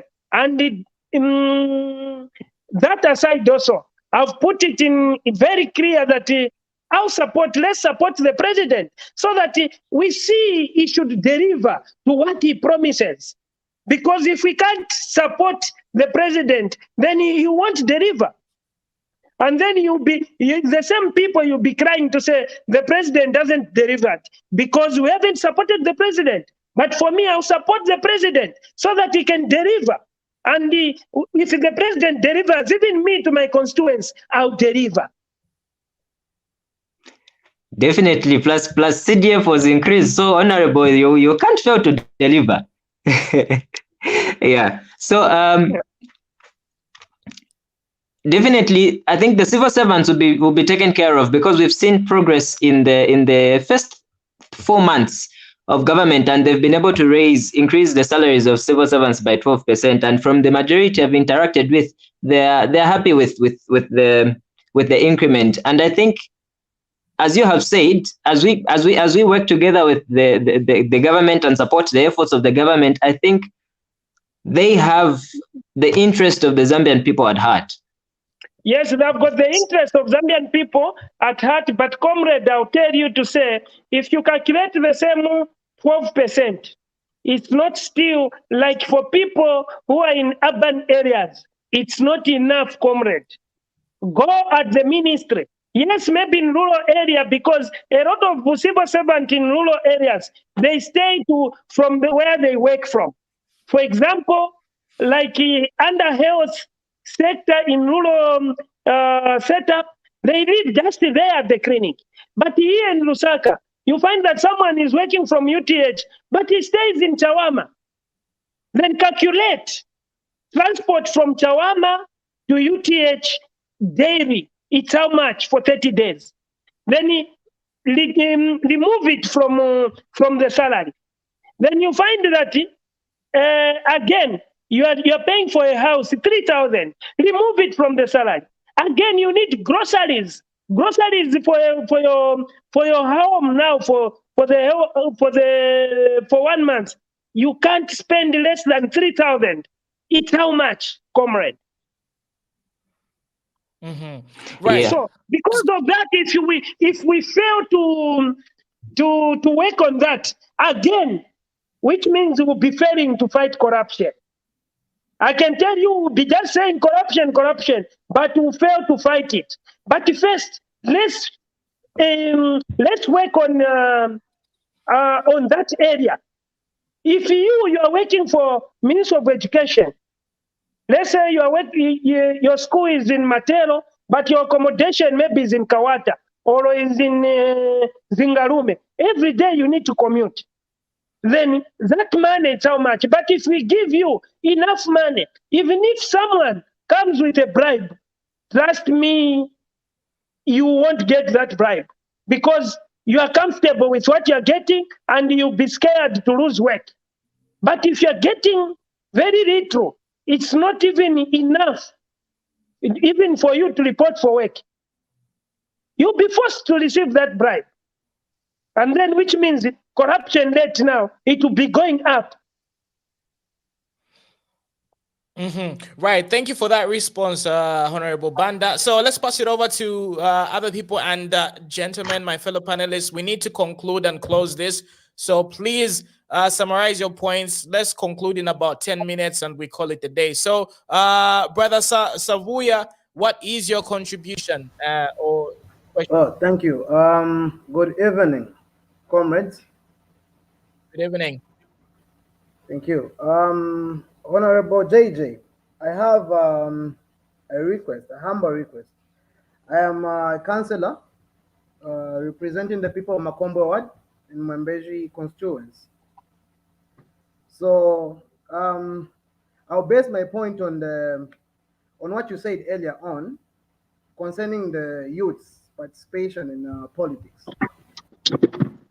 I said something saying for the youth to come into politics, money is needed, because for you to mobilize, you need resources. And for you, resources, what we mean by resources in politics, most of the time, is money. Okay, so I won't dwell much in what I went through for me to get to this stepping stone that I'm on right now. But the point still remains that for youths, it's still a challenge. There's still a gap for us to get to where the old folks are. And it's very difficult because most of us as the youths, we're just looked at as the tools of violence. With that being said, Honorable, I'll go to my humble request. My humble request is, I'm sure most of you who are on this panel are aware that there is a gap between councillors and the MP. Colleagues or comrades, most people, they don't know that councillorship, it's a part-time job. Yet the responsibilities that we have are 24/7. You understand? And then when you come to look at the money or the allowances that the councillors are getting, it's nothing. It's peanut. Yet we have our comrades, our leaders here, people like Honorable JJ, he's a youth. And I think the new Dawn government is a listening government. So my request to the Honorable MP is that please, we're kindly asking as councillors, kindly push a motion for us in Parliament so that they can constitute the emolument committee, so they can look into the conditions and the conditions of service for us councillors. Because the work that we do on the ground, most of the times the MPs are at the Parliament there. And most of these things, as councillors, were the ones who are on the ground.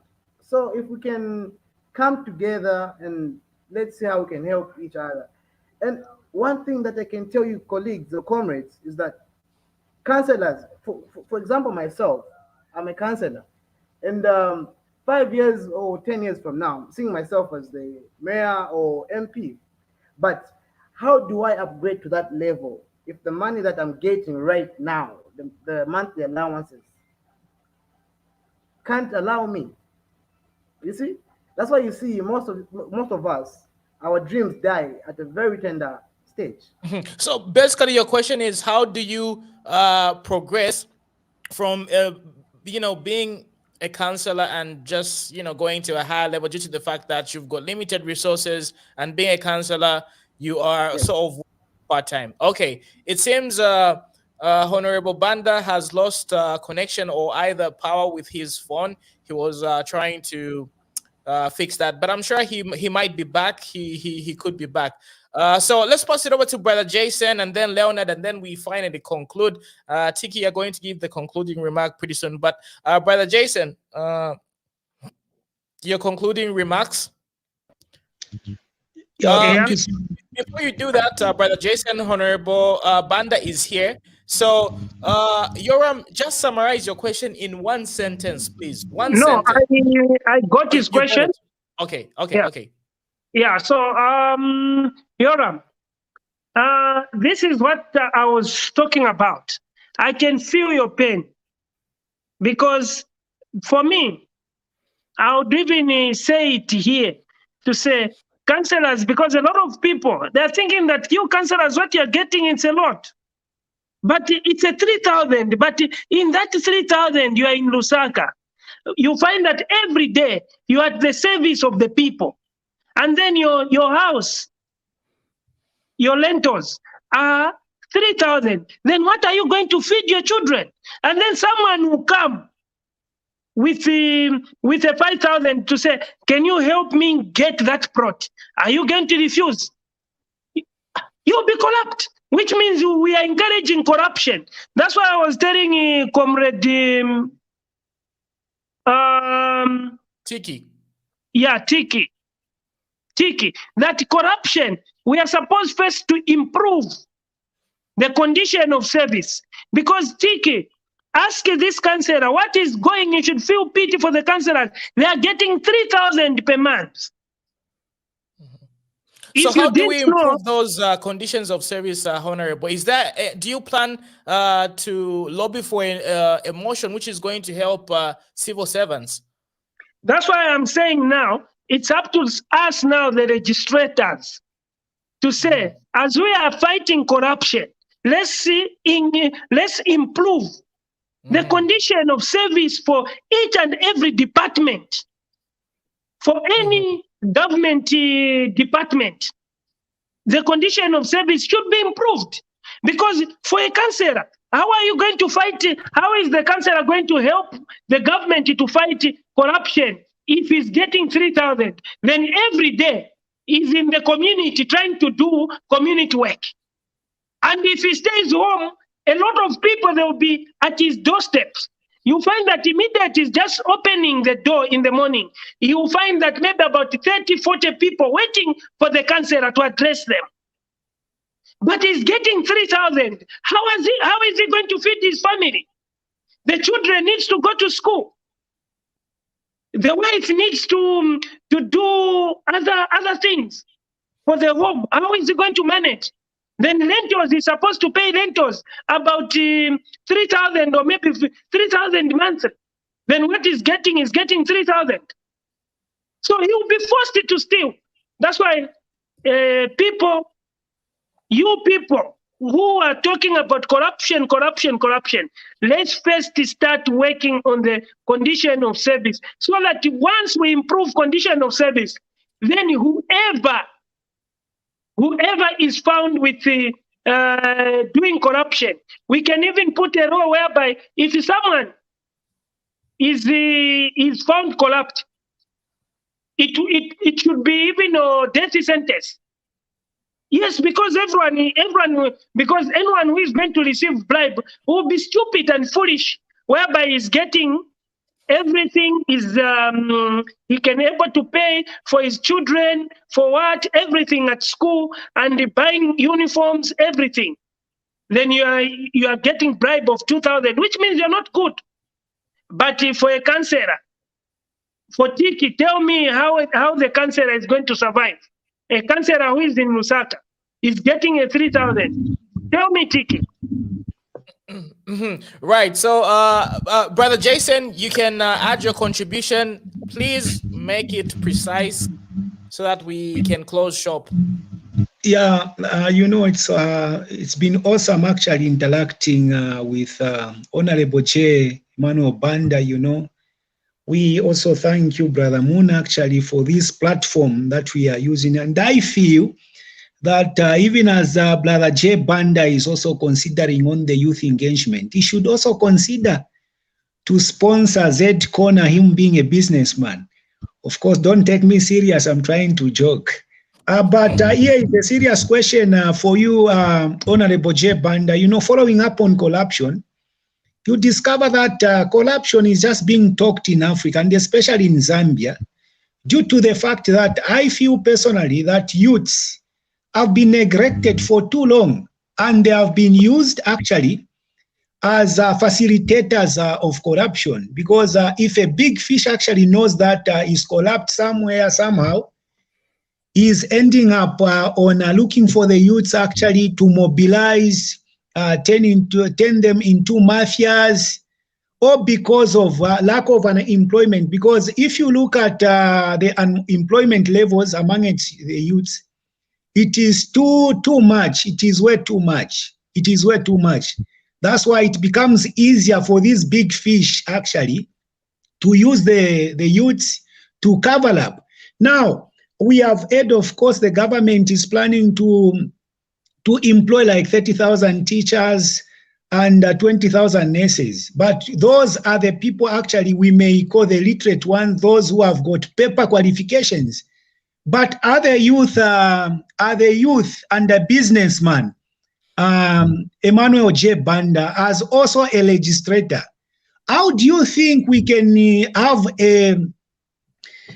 have actually a balanced threshold amongst the youths concerning employment between those who've been to school, those with paper qualification, and those without paper qualification, so that at the end of the day it becomes difficult if all these youths are engaged in some ways to do one or two things?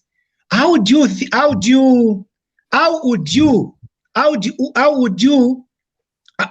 intend actually to include all the youths actually to come on board, being able to be participators of the economic growth, both those with paper qualification and those without paper qualification?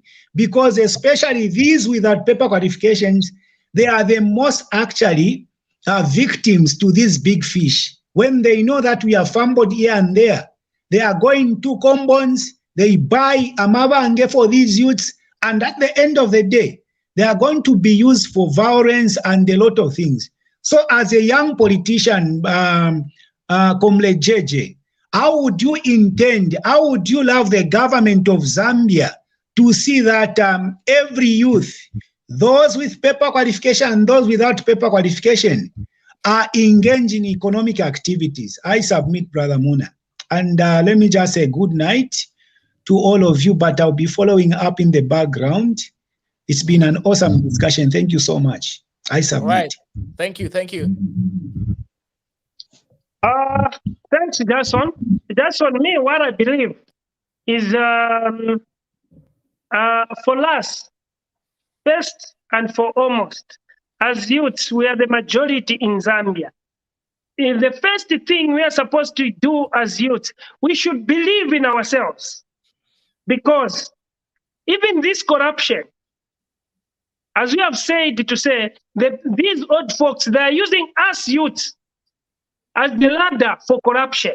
Because it starts from a side whereby even if we take them to court, they will never be found guilty. Because they are using the youths, them, they're not there. So it's impossible. So first, when we believe on ourselves, then we should see also these people who are in leadership, the same old folks who are in leadership. Let's ask them to say, we want what belongs to us. Let's also be on influential position. Because if it dies on today, I push you, you become the PS. Your interest will be on the youth. It won't be on the old folks. But the PS, if it's the old folk, his interest will be on his fellow old folks. So let's ask the leadership to include us into leadership. So once we are included into leadership, if we are not included, then use our ways which we have used to go into parliament as independent. We are there. So once the majority of us, when we are there a lot, then we can tax them. Whereby even the issue of empowerment, it can't be just a gospel song. Mm-hmm. It should be a reality. Youth should be empowered or given grants to start proper businesses, not just a lipstick business, whereby you're just given a little amount of money, whereby they even know to say you won't even sustain because you don't have food at home. You need clothes. You've got a lot of things to do. So once you're given that kind of amount, it will end up finishing in one month. And then tomorrow, they'll start taking you to court to say, can you start paying the money which you got from empowerment? Everything. Right. But that money which you got, you find that it ended up on just for you maybe to paying rentals and this and this. Then it finished. So as a result now, they'll tax you now to say, okay, I'll give you the money to start paying, but can you go and beat that one as a youth? Then are you going to refuse because you don't have money? And you know that the police, they'll come at your doorstep because you haven't paid your own from youth empowerment. So you'll be forced to do bad vices. So to avoid that, let's ask our leadership to give us our cake. Once we are given proper cake of ours, we won't involve ourselves. You won't find any use, because any youth who has got everything, I think it would be stupid for him to involve himself into bad vices. Right, understood. So anyway, let's move over to the last contributor. Leonard, kindly give us your last contribution. Summarize it in less than 1 minute. Then Honorable Banda will give us his concluding remarks and we call it a day. Leonard, go for it. All right. Due to lack of time, I'll be short. But if we had time, I had lots of questions to Swiva, Honorable JJ Banda, lots of them. And just a simple and short one. I heard you correctly, Honorable JJ, say corruption is still rampant because lots of civil servants are paid peanuts. Yes, that is true. And if I were in your shoes, or let me say more like a bitter person say, I feel as though members of parliament, you get paid lots of money whilst you provide less service to the society, unlike the people who provide more service like teachers, nurses, doctors. Those are people who provide lots of service, but instead they get peanuts. Because I would give a practical example here. Honorable JJ Band, I think your net pay is more than a 40,000 plus, if I'm not mistaken. Point of correction, comrade. Okay. Comrade, you people who are outside, even me, before I became member of parliament, I thought member of parliament were getting a lot of money. Do you know that a director for a company in Zambia, for this government department, do you know that a director is getting more than an MP? Do you know that a PS is getting more than an MP? Okay. I'm just from telling you how much a councillor is getting. A councillor is getting 3,000 kwacha. You That can imagine. Even the MP, I can't just disclose here. It's peanut, my friend, comrade, what we are getting. So it means the gap. So what we need to do is that we've got gaps that need to be shortened and that have to be met. The most people that are vindicted you know a lot that, comrade. I'm getting you, comrade. Yes, we lost our fellow member of parliament for Kawata. May it so rest in peace. If we are getting a lot, are you sure I was going to fail to employ the guard there?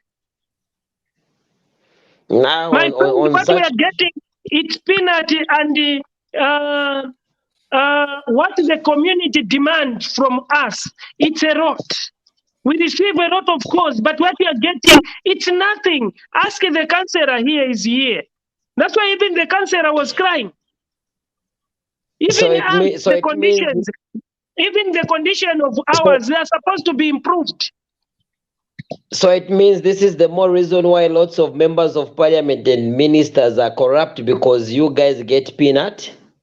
Would that be another reason why there's high would that be a reason of say maybe this is why we have high levels of corruption, because lots of people in public services are getting peanuts? Okay, point of correction. Tell me the member of parliament or a member of parliament or a minister who was convicted with corruption, because I don't want to talk on assumption, because I've never seen someone who has been convicted of corruption. So you are supposed to talk about something which you have seen, which the court has proved. Because here it's on public. Honorable JJ Banda, let's be factual. Our system in Zambia is corrupt, first and foremost, and the judicial system needs to be cleaned. I believe it's a system, but my contribution is that let's improve the condition of service for each and every institutions of government. Once we improve, even the private sector, the condition will be improved, because even the private sector, for putting up a scale for your salary, if you're in the private sector, they compare it with the government. So let's just improve. There's a big difference. Yes, Yeah, on that one, I think on the improvement of services and salaries on civil servants, it's one thing that I'm in support of, because I've worked with lots of civil servants. I know what they get. And when my phone will be off, I'm remaining with 2%, and Yes. it's ready to charge. Okay. I hope to have you next time to panel, because I had lots of questions that we were supposed to iron out. No, Because I'll be coming next week with Muna here on the same day, so that we can continue guiding the youths, and also let's help the president to fight corruption, and but also let's us youths, let's have a big voice telling the president that let's improve the condition of service for the civil servant not to engage themselves into corruption. Thank you very much. So, yeah, that's a good one. Is that your concluding remarks? Because now we're about to close. Just give us your final, well-rounded thoughts. I'm sure you already done that. If so, then we can bid you farewell, Honorable Banda. It has been an honor having you here. We hope to do this a lot more often. No, me, thank you a lot to the people, to the viewers, and please, the youths who are here, please, I want you in 2026, please join us. And this youth caucus, as you be coming to your provinces, please don't feel shy. Come on board. Let's teach each other. Let's mentor each other how to become a politician, how to become a councillor, council chairman. Thank you. Thank you very much, Honorable Banda. It was interesting having you here. We thank you very much. Have a great evening. Enjoy your night, and take care. I hope to have you soon. So, panelists, gentlemen, there we have it. That was the discussion that we had, and I do agree with Honorable Banda. We need to have these discussions. We need to be mentored, and I can see Councillor Yoram Augustino Savuya. He has a lot of contributions, so this is one of the reasons why you have to come on Z Corner, let the people know, and also explain the challenges that people like councillors go through, because a lot of people have got misconceptions. A lot of people think when you're a councillor in sharp, why you're sorted. Yeah, all right. But there are a lot of challenges. So this is one of the reasons why you people who are already in the forefront, you're already at least one step inside the building. You can at least let the majority of youths know what to do, what not to do, and just basically be able to guide us. So without further ado, I think, gentlemen, give your concluding remarks, and we will call it a night. So we're going to start with Councillor Yoram Augustino. Give us your concluding remarks. Less than 2 minutes, and we close it. We call it a day. Well, I don't have much to say, but I really enjoyed the interactions, and looking forward to having more of such interactions. We have to share the little knowledge that we have. We as the youth, we are the leaders now, not of tomorrow, but we are the leaders now. We have to take charge. So this is the time. This is the time that we need to share the little knowledge that we have. And this is the time that we need to embrace each other. Politics divides us, but if we stand as youths, we can form one thing which the old folks will fail to divide. So let's just embrace each other, and let's continue praying for one another and give advice. Thank you. Thank you very much. So let's pass it over to Brother Leonard. Give us your concluding remarks. We call it a night or a day. Unmute yourself. All right. Are you able to get me? Yes, loud and clear. Go. Okay. It was a good interaction with the Honorable. Just that time couldn't allow, or else we had lots of things to iron out. And we can't talk a lot about it because he's no longer on the panel. But the fact of the matter should be, let's urge the government to fight corruption in the past and in the present and in the future. We can't forgive those who stole our money and go scot-free. That's the thing that we're not going to take. We had people who called us disgruntled and even told us, what is a 2 million? A 2 million is the money they used for shopping just. So on the point that he was saying, let's forget about the past. People can easily accuse him to say he's part of the beneficiaries that benefited because he was part of the ruling party. So All also, right. this is why But Brother Leonard, he's not here to defend himself. this So, is, yeah, this is what I'm saying. We had lots to clear out, but I'm glad that he's been here. He's articulated his issues, and I know in Zambia we've got a pull him down syndrome, and people try by all means to roster him, pull him down, say him no, he's been vigor like that because he wasn't adopted and not things like that. But I would love to urge him to say he should be strong in the public domain and sector that he has gone. Let him do his level best. He's still young. He can learn from his mistakes, propagate them. And then another thing, Tricky, it was good having you ask your questions and stand firm to your grounds. Let's voice out as youths. This is our Zambia and our time. If we miss it now, if we're not ready to talk now, it means in 2026 we won't be ready to talk and defend ourselves. It starts now. Let's work hard in our communities, on our personal engagements towards whatever growth that we want to grow to. So that as we go for public services, we should have things to point and say, okay, well, I'm good to go. Mona, it was good to have me back. It has been a while, and I hope you had a very, very good festival because you went mute for a long time. yes, we're just revitalizing and recouping, because sometimes overdoing things, you just become like people who we see online losing it. Also, it's very important to rest and you come back. Right. All right. Thanks, Brother Leonard. Brother Tiki, give us your concluding remarks. Good night. Good night.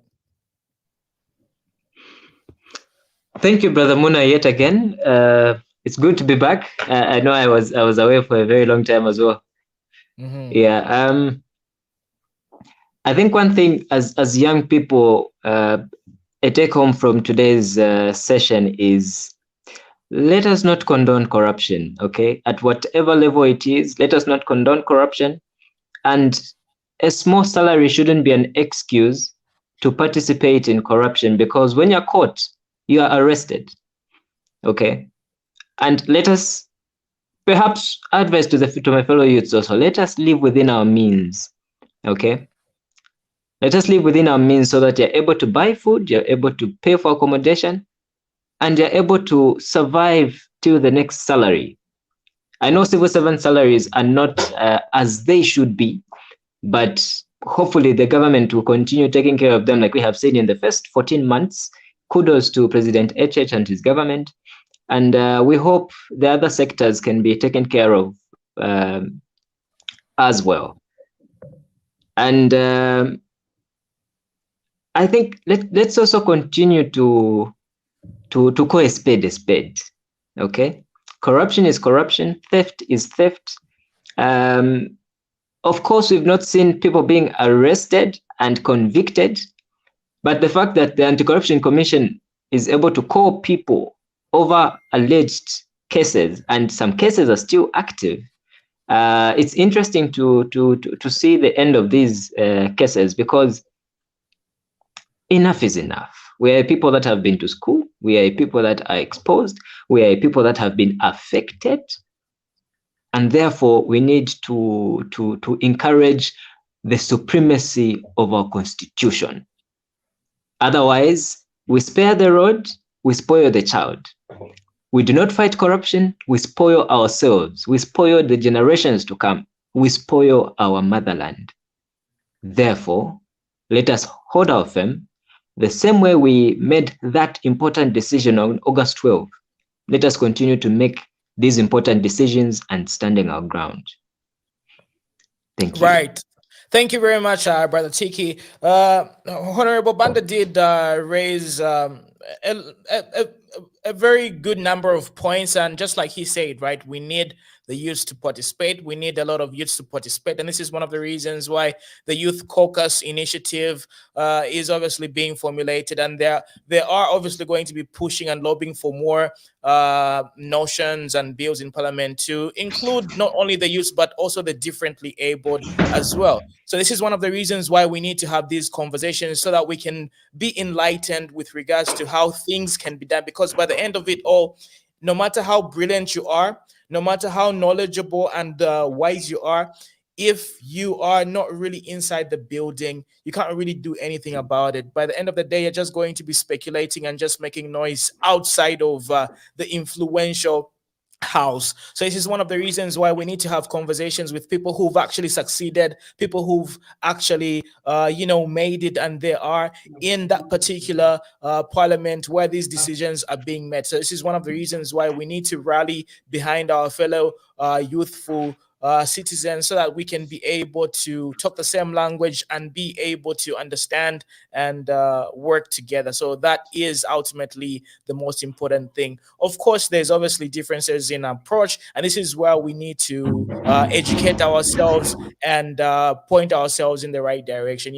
Just like they say, iron sharpens iron. So it was a very interesting discussion. I really got to learn a lot from all you, the panelists, and the honorable as well. So thank you very much to all the viewers watching us right now. We are officially closing because we've been running for almost 3 hours. We are going to be back again tomorrow because it's a daily thing.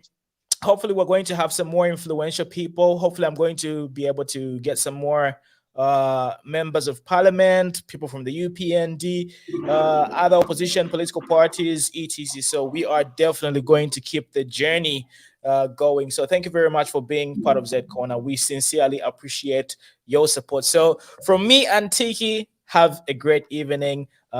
Goodbye. See you tomorrow.